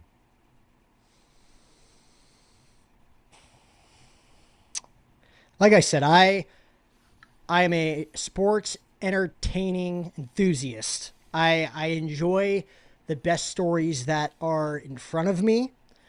I look at guys like Sami Zayn, and a lot of people don't think he's a quote-unquote long-term main event superstar. I completely disagree. I think we are currently seeing the best version of Sami Zayn, and I wish he would have had the WWE title a little bit longer. I still wish he was the WWE champion, and they gave him more than 9 days to prove that he deserved to be in that top spot. I really, really think WWE is on the cusp of really ruining Finn Balor's whole run in WWE. I think he's still young enough to where he could still go. I think he's still young enough to where they can make up for it. But he's not that young anymore. The whole Judgment Day thing, it was a nice little niche for him to be in, but it lasted too long. It was a 5-year run with the Judgment Day. Even his feud with Edge inside Hell in a Cell at WrestleMania 39, it felt like he was just a guy in a faction and not Finn Balor, Prince Devitt, the Demon King. Like, it just felt like a guy in a faction facing the guy that started the faction. That's what that whole feud felt like. He had the I Quit match at Extreme Rules, which was awesome too. But he was hiding behind the Judgment Day, so I didn't love that. Him having that shoulder torn labrum injury against Seth Rollins at SummerSlam 10 years ago, I think ruined the trajectory of his whole career, unfortunately.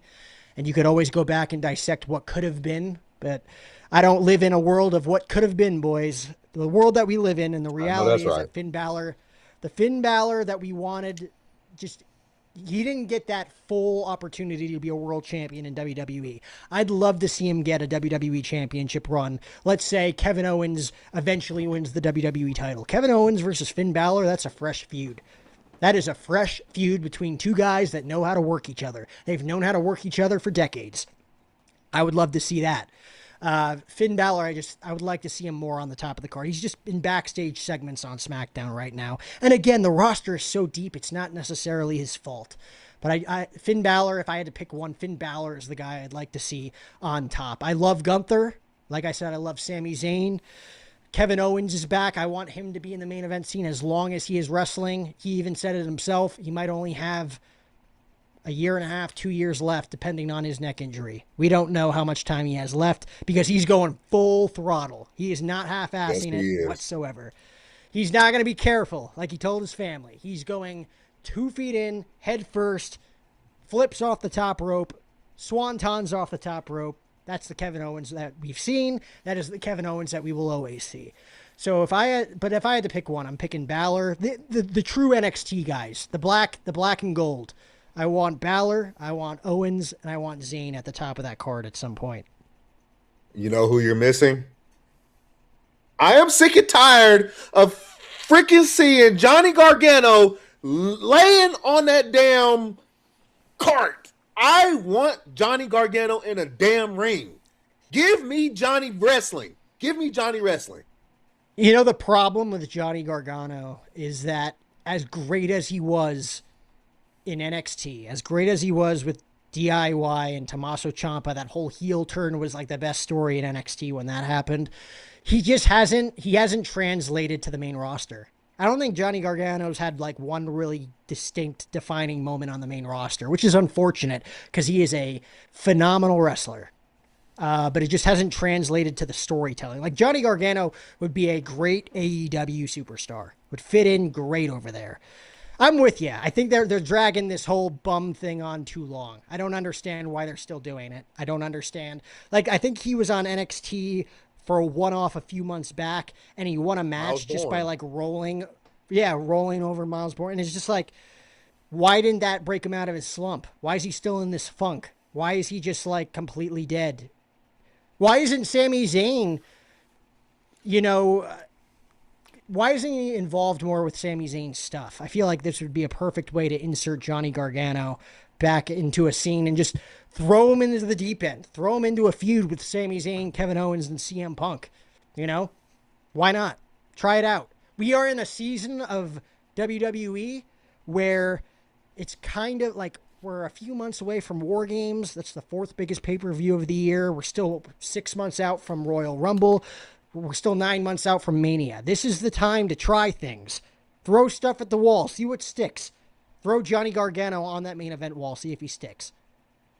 I am with you there because he had a hell of a match. It was I believe it was Stand and Deliver, NXT Stand and Deliver, where he went in there and had an excellent match with Miles Bourne. So, like you said, you would have thought that would have broke him out of his slump, but no, he goes right back over to SmackDown and lays on that damn cart. Please, for the love of all that is holy, give him something. Like, I thought whenever Sami Zayn started talking to him and confiding in him, and he started making like eye motions and he flicking the bottle off the Dago cart and stuff like that, I thought right there, okay, Sami Zayn is about to bring back Johnny Wrestling. I thought CM Punk was doing it. CM Punk was talking to him. I thought CM Punk was going to bring him out of it, but nothing is working. I just want something. That's all I'm asking. Something. Yep. Yeah. I didn't I didn't want to interrupt the conversation or anything.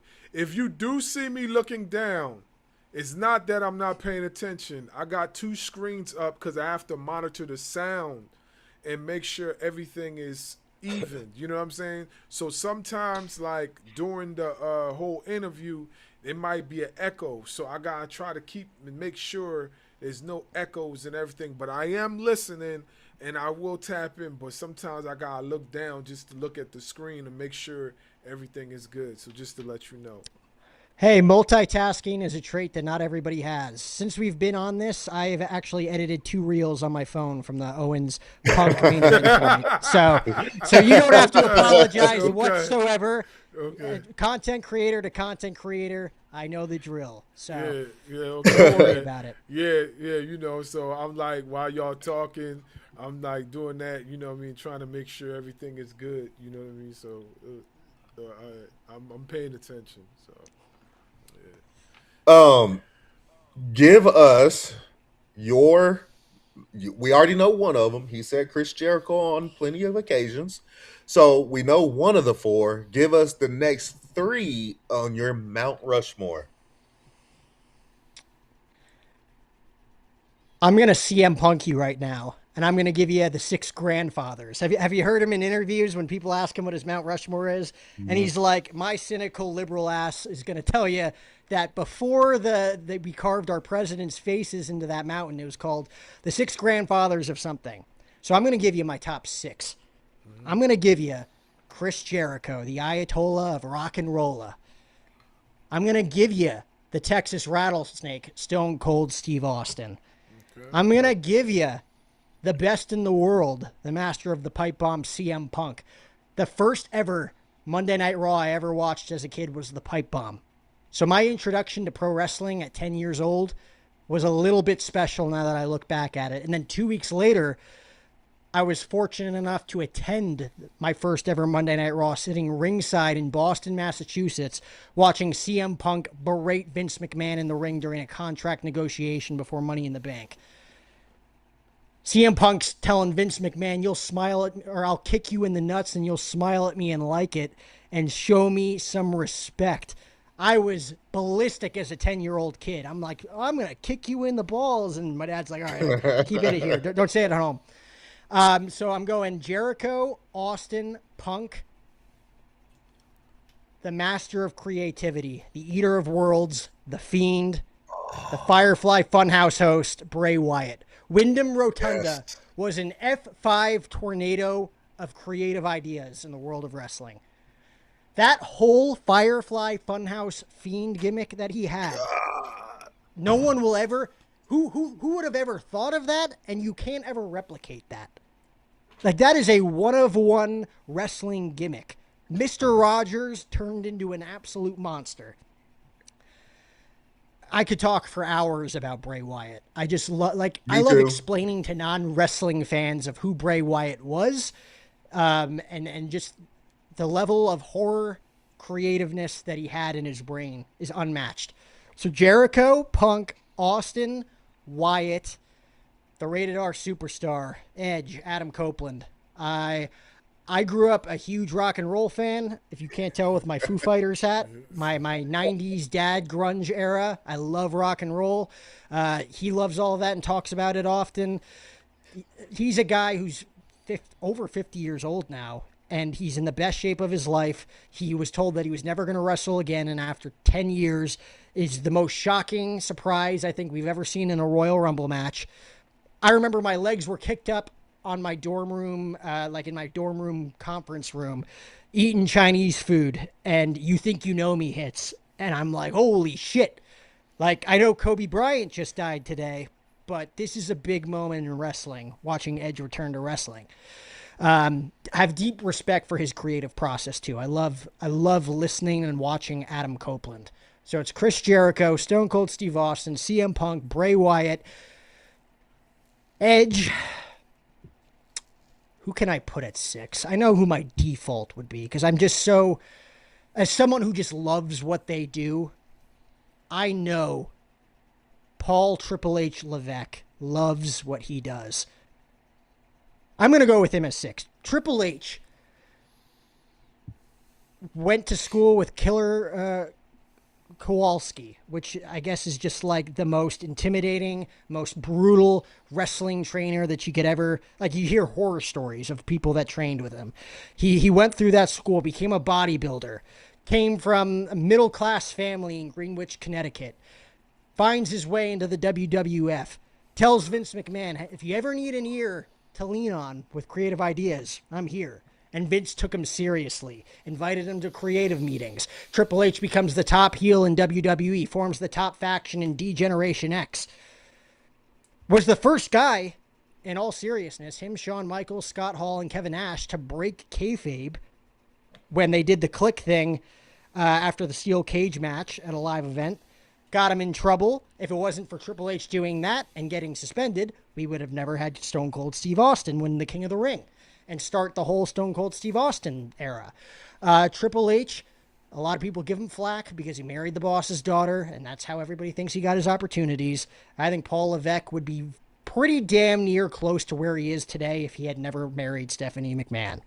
But he did marry Stephanie McMahon, and that's pretty cool in its own right, to say that you got to work for your dream company, and now you get to call your boss of that dream company your father-in-law because he married his daughter. What a badass move. Come on. For people that think that that's like a negative, that's ridiculous. He's on God mode. He's on God level for doing something like that. He was a main eventer, and then he married the boss's daughter. And then what does he do next? He becomes an executive. He becomes head of creative. He's the chief content officer. He's told WrestleMania main event level stories for decades. The only thing about his career that wasn't storybook was the way that his in-ring career ended. His life was on the 1-yard line, and God had greater plans for Paul Levesque. He kept him alive in 2022. We're all thankful for that. His family's thankful for that. His daughter, his youngest daughter, just sang America the Beautiful at SummerSlam in front of 50,000 people at US Bank Stadium. That is a blessed man right there. And he's someone who I feel like has evolved over the years, too. The fact that he was able to bury the hatchet with a Phil Brooks, a guy that him and Phil Brooks just had so much friction, so much animosity, and the fact that they're in the relationship that they're in now, just, it's awesome to see. It's so awesome to see how he is someone that has evolved over the years. Even the way, like, and this might just be me, like, if you're a wrestling fan and you don't have a physique like most wrestlers, it's kind of discouraging and intimidating, especially if you like I work out, but I don't look like that, you know? Triple H had the ultimate bodybuilder physique, but now you could tell he doesn't work out anymore. He's fully invested in the creative of his business, that he's kind of let his body go. And that's how a normal 58-year-old man should look like. So the fact that he's gone from like this, like everybody has an ego on some level, but the fact that he went from, I need perfect 6-pack abs, I need a perfect 250-pound frame, to what he looks like now, and he doesn't care, and he's just a humble husband and father and leader of a business that he probably never thought he'd be the head of in his entire life, is pretty remarkable. So Chris Jericho, Stone Cold Steve Austin, CM Punk, Bray Wyatt, Edge, Triple H. Those are my 6 grandfathers. Don't make me cut it down to 4. I have no idea what my Mount Rushmore would be. There's just so many people that I love in the world of pro wrestling. You know what's crazy? You named all that stuff with Triple H. And you know the one thing that I feel like really put him over the top was the fact that he helped, between him and Dusty, start a smaller promotion that was able to bring what they call indie wrestlers into the WWE realm in NXT. That was him and Dusty Rhodes' brainchild, was NXT. Now it's taken off to now we're seeing some of the disciples of that. Seth Rollins, Roman Reigns, perennial Hall of Famers right there. And you still got Kevin Owens, Sami Zayn, Finn Balor. I mean, I know we haven't seen him, but Andrade. Where would Andrade be right now if it wasn't for NXT? Aleister Black. You know, like so many superstars that we see all over the world now. A lot of them got their start at NXT. It's crazy. And that's thanks to Triple H and Dusty. Who would have ever thought Triple H, Shawn Michaels, and The Undertaker, Mark Calloway, would be booking daily WWE affiliated shows on a full-time basis? What a world we live in. What a world we live in.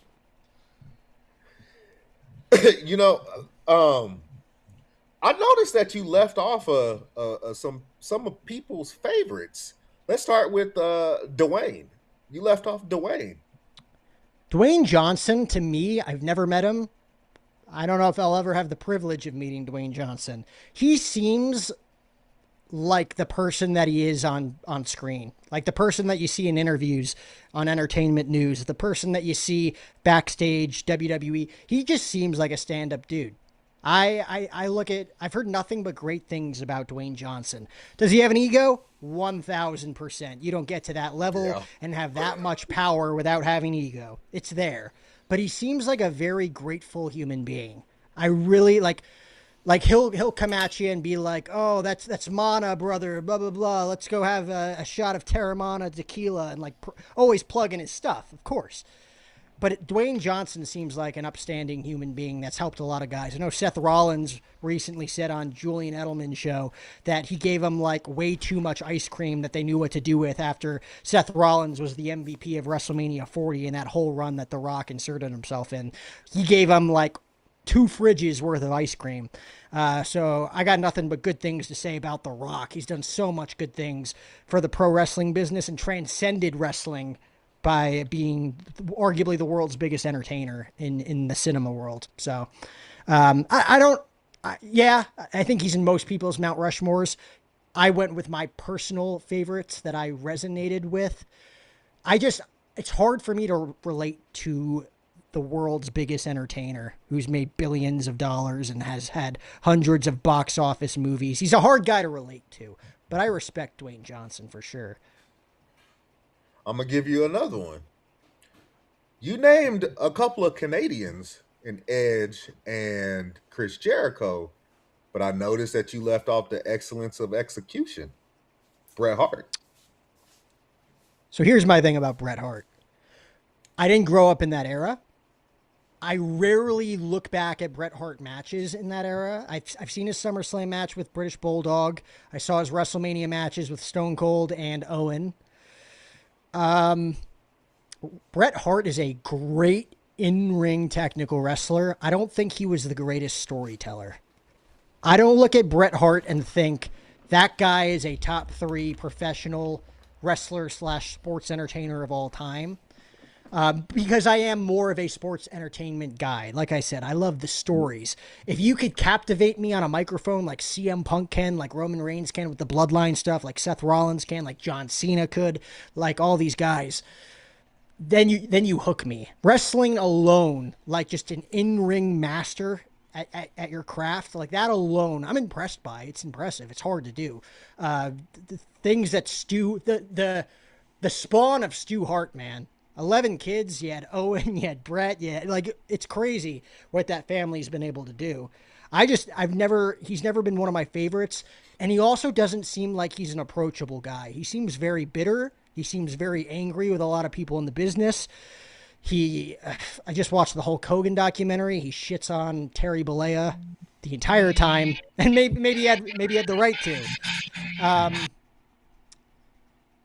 Is Brock Lesnar calling you? To this day, that guitar riff is the most intimidating music of all time. I think to me, for those reasons, I don't look at Bret Hart as like one of my favorites. He doesn't seem that approachable. He doesn't seem like the type of guy that you want to have a beer with. And I just didn't think he was the best entertainer from a storytelling perspective.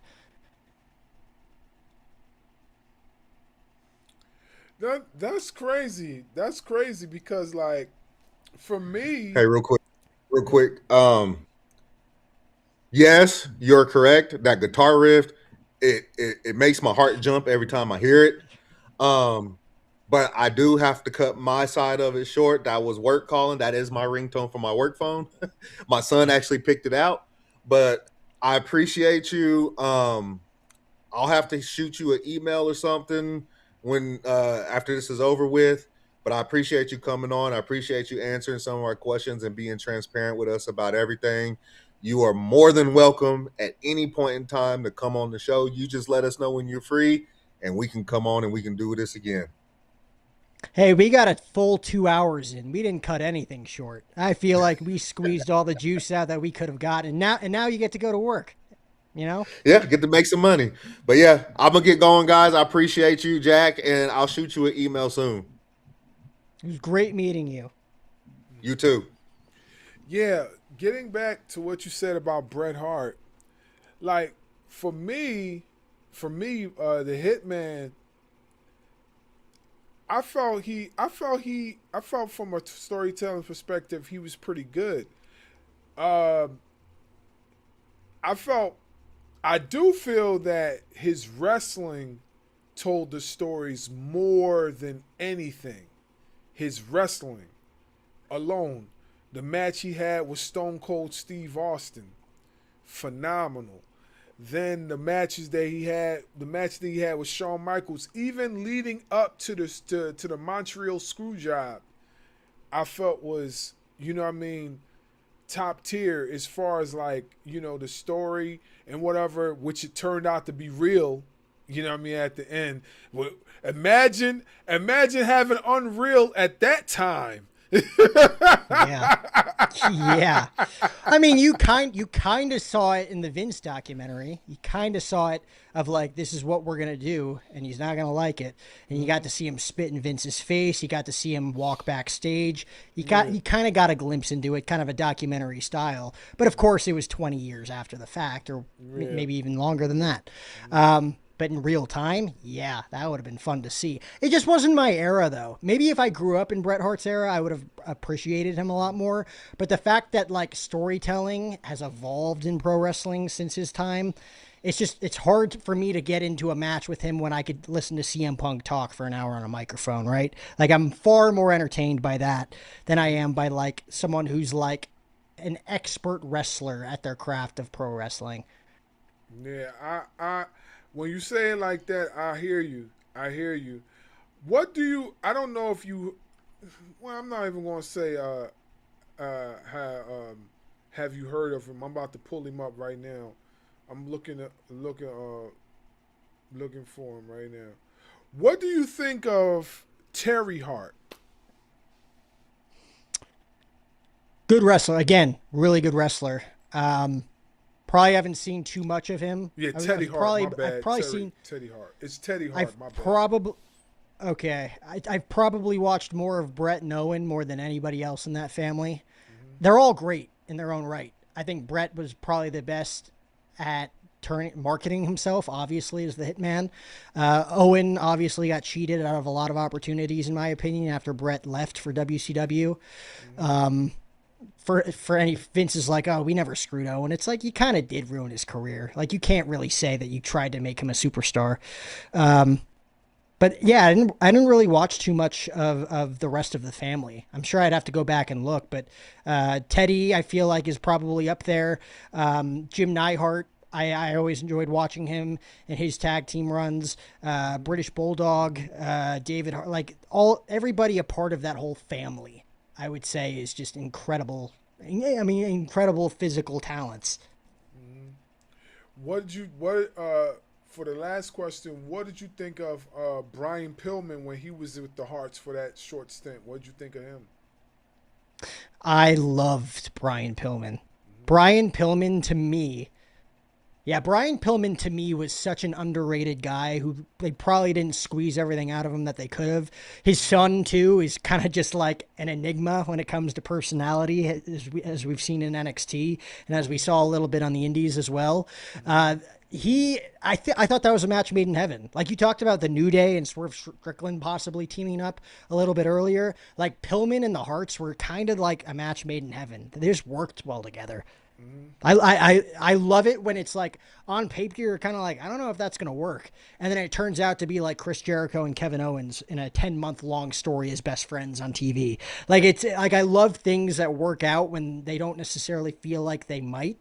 Sheamus and Cesaro, we never thought they'd be as great of a tag team as they were. They weren't even they weren't even tag team wrestlers. They weren't even tag team wrestlers. So when Pillman got together with the Hearts, I was just kind of like, yeah, those personalities don't really mesh, but they did.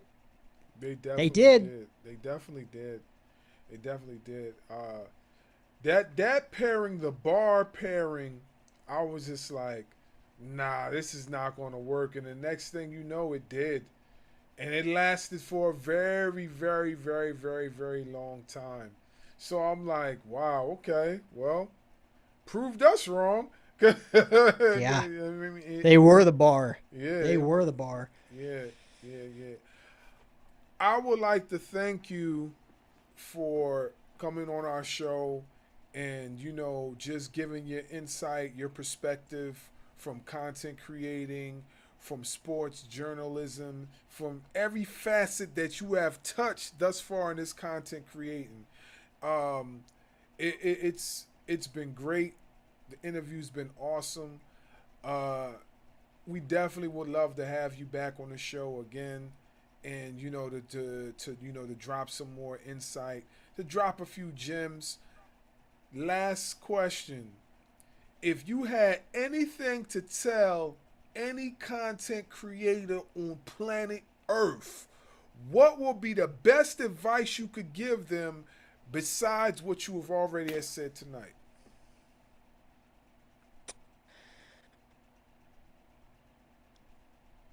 Invest in the best equipment that you can possibly invest in with the financial situation that you're in. Right. If I can give you any like logical technical advice based on what, obviously be yourself, create your own voice, stick at it for years on end, and be consistent and disciplined. Obviously, all of those things.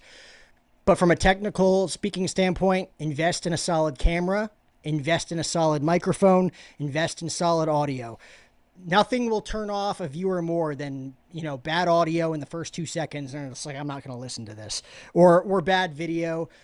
Know how to make clips, get very fascinated with making reels and telling stories through the videos that you're editing, because you want people's eyes to move all the time. You want to keep them interested, and you want them to be invested in the story that you are talking about.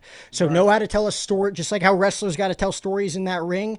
Learn how to tell a story with your editing. And like I said, if I were to give you advice on what to buy like a Blackmagic or a Canon or a Nikon camera, SM7B microphone. They call them the Joe Rogan microphones. Great audio mixers. A Blackmagic Atom Mini switcher goes a long way. You could set up, if you ever wanted to do interviews wherever, you'd set up 2 cameras, connect them to your mini switcher, have 2 microphones. You have a professional interview like Chris Van Vliet. It's that simple. So invest in good equipment. You will not be sorry. You're gonna have to invest a few $1,000 for good equipment, but it is worth it if you're going to use it all the time. You're going to make your money back in tenfold. Everything you're saying, that's exactly what I've done. I got like 3 audio interfaces. I could even pull them out. I got the one audio interface which I use to record my music. I got the other audio interface which I use for the podcasting. I got an extra audio interface just in case. And the funny thing about that is that I didn't even ask for the extra audio interface. It was given to me as a gift for my podcasting journey. Like, I'm looking at it right here, like right here. Right here. Like, you know what I'm saying? That's it. So it's like, you know, investment is important. I also would say too, invest in trademarking your name, invest in an LLC, which I've done that. And you know what I mean? And I think those things are important because you're protecting your brand. You know, and like if you're serious about the content creating, that I think is the main thing.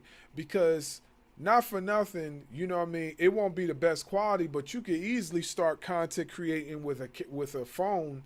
You know what I mean? It won't be the best depending on the type of phone you got, but you can easily start with that. But I feel like one of the more important things is the trademarking and the branding, because once you brand that name itself, then, you know, like, you good to go. Everything else is pretty much, you know what I mean, easy. You know. Yep. Yeah, but I definitely appreciate you for tapping in with us. Do you have anything coming up that you would like, you know, to tell the fans and everything like that, you know? We got a lot. I'll plug the business I'm a head producer for. Celebrity Poker Tour, September 4th from the Aria in Las Vegas. You could stream it on Kick. You could stream it on Twitch, YouTube as well. We got some pretty big names. We got James Hetfield from Metallica. We got Caitlyn Jenner. We got Brandon Jenner. We got India Love, who's a streamer. We got Tana Mojo, Bryce Hall, all of these different creators, musicians, superstars, influencers. Like, we have all of these people on a poker felt talking crap with one another. It's like the Savannah Bananas of poker. Tune in for that.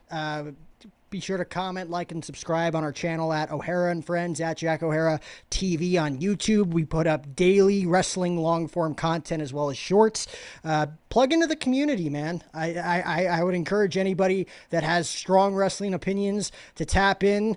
I'm open to collaborating with anybody, and I'm open to engaging with anybody that engages with me. You know, if you're going to pour into me, I will pour back into you tenfold. Quick question, right? Quick question. You said you produced the poker tournament and whatnot, right? Are you familiar with a battle rapper by the name of Thesaurus? I think so. I think his name has come across our table of people that we've reached out to. Okay, cause I know from obviously from the hip hop world, he's a battle rapper, rap artist or whatever. But I know I've heard him in recent interviews and in like his battles, he's always mentioned poker, that he's an avid poker player and stuff like that. So I say, yo, let me just ask Jack real quick to see if he. Well, yeah. He might have played a couple of times for all I know. You know, I'm like I said, I'm kind of a rocker guy. I'm excited that James Hetfield's coming, but he may, like, if I go back and check our roster, he may have played a couple of times. Mm-hmm. Yeah, I just felt like asking. So we always end off our interviews by asking this particular question. If you could see anybody on the Ring Ropes and Turnbuckle podcast, who would it be? But here's the kicker. You have to help us get them on the show. Oh, that's interesting. That is interesting. We're big Karrion Kross people here in Las Vegas. Karrion's always been a supporter of our content. He's very kind and very gracious with the professional wrestling fan base. I think you guys would have a fun time with Karrion Kross. Is it possible that you might have any information? Maybe you could throw it at us, and then we could reach out to him, or you reach out? So he's very accessible in the DMs. I will say that. Okay. I could always ask him if, I don't know how too keen he is about giving out his phone number, but he's very easily accessible in the DMs if you reached out. That's how we initially got in contact with him. Okay, cool. Take that note. Definitely would do that. We big Karrion Kross fans. We have spoke highly of Karrion Kross on multiple videos. Like, we've petitioned for this guy plenty of times. Like, we've gotten arguments in the comment section about Karrion Kross just for how he was portrayed in the WWE, and now what he's doing phenomenally in MLW. So that would be dope. Yeah. Well, with that being said, that was our interview for this evening. You see the man right there, Jack O'Hara TV. We appreciate you for being on the show with us. We are blessed to have you, and we cannot wait to see you again and what adventures that you might be able to speak to us on. And with that being said, this is Bars Wrestling Media, and this is Ring Ropes and Turnbuckle Podcast. Salute. See you next time. And that wraps up another explosive edition of the podcast. Join us next week as the road to the championship continues. Yo, Robert Mason here, and the fire in this arena is unreal. And I'm Molly Finwick. We are the Ring Ropes and Turnbuckle commentary team, bringing nonstop action. This is the Ring Ropes and Turnbuckle Podcast, your home for real pro wrestling talk.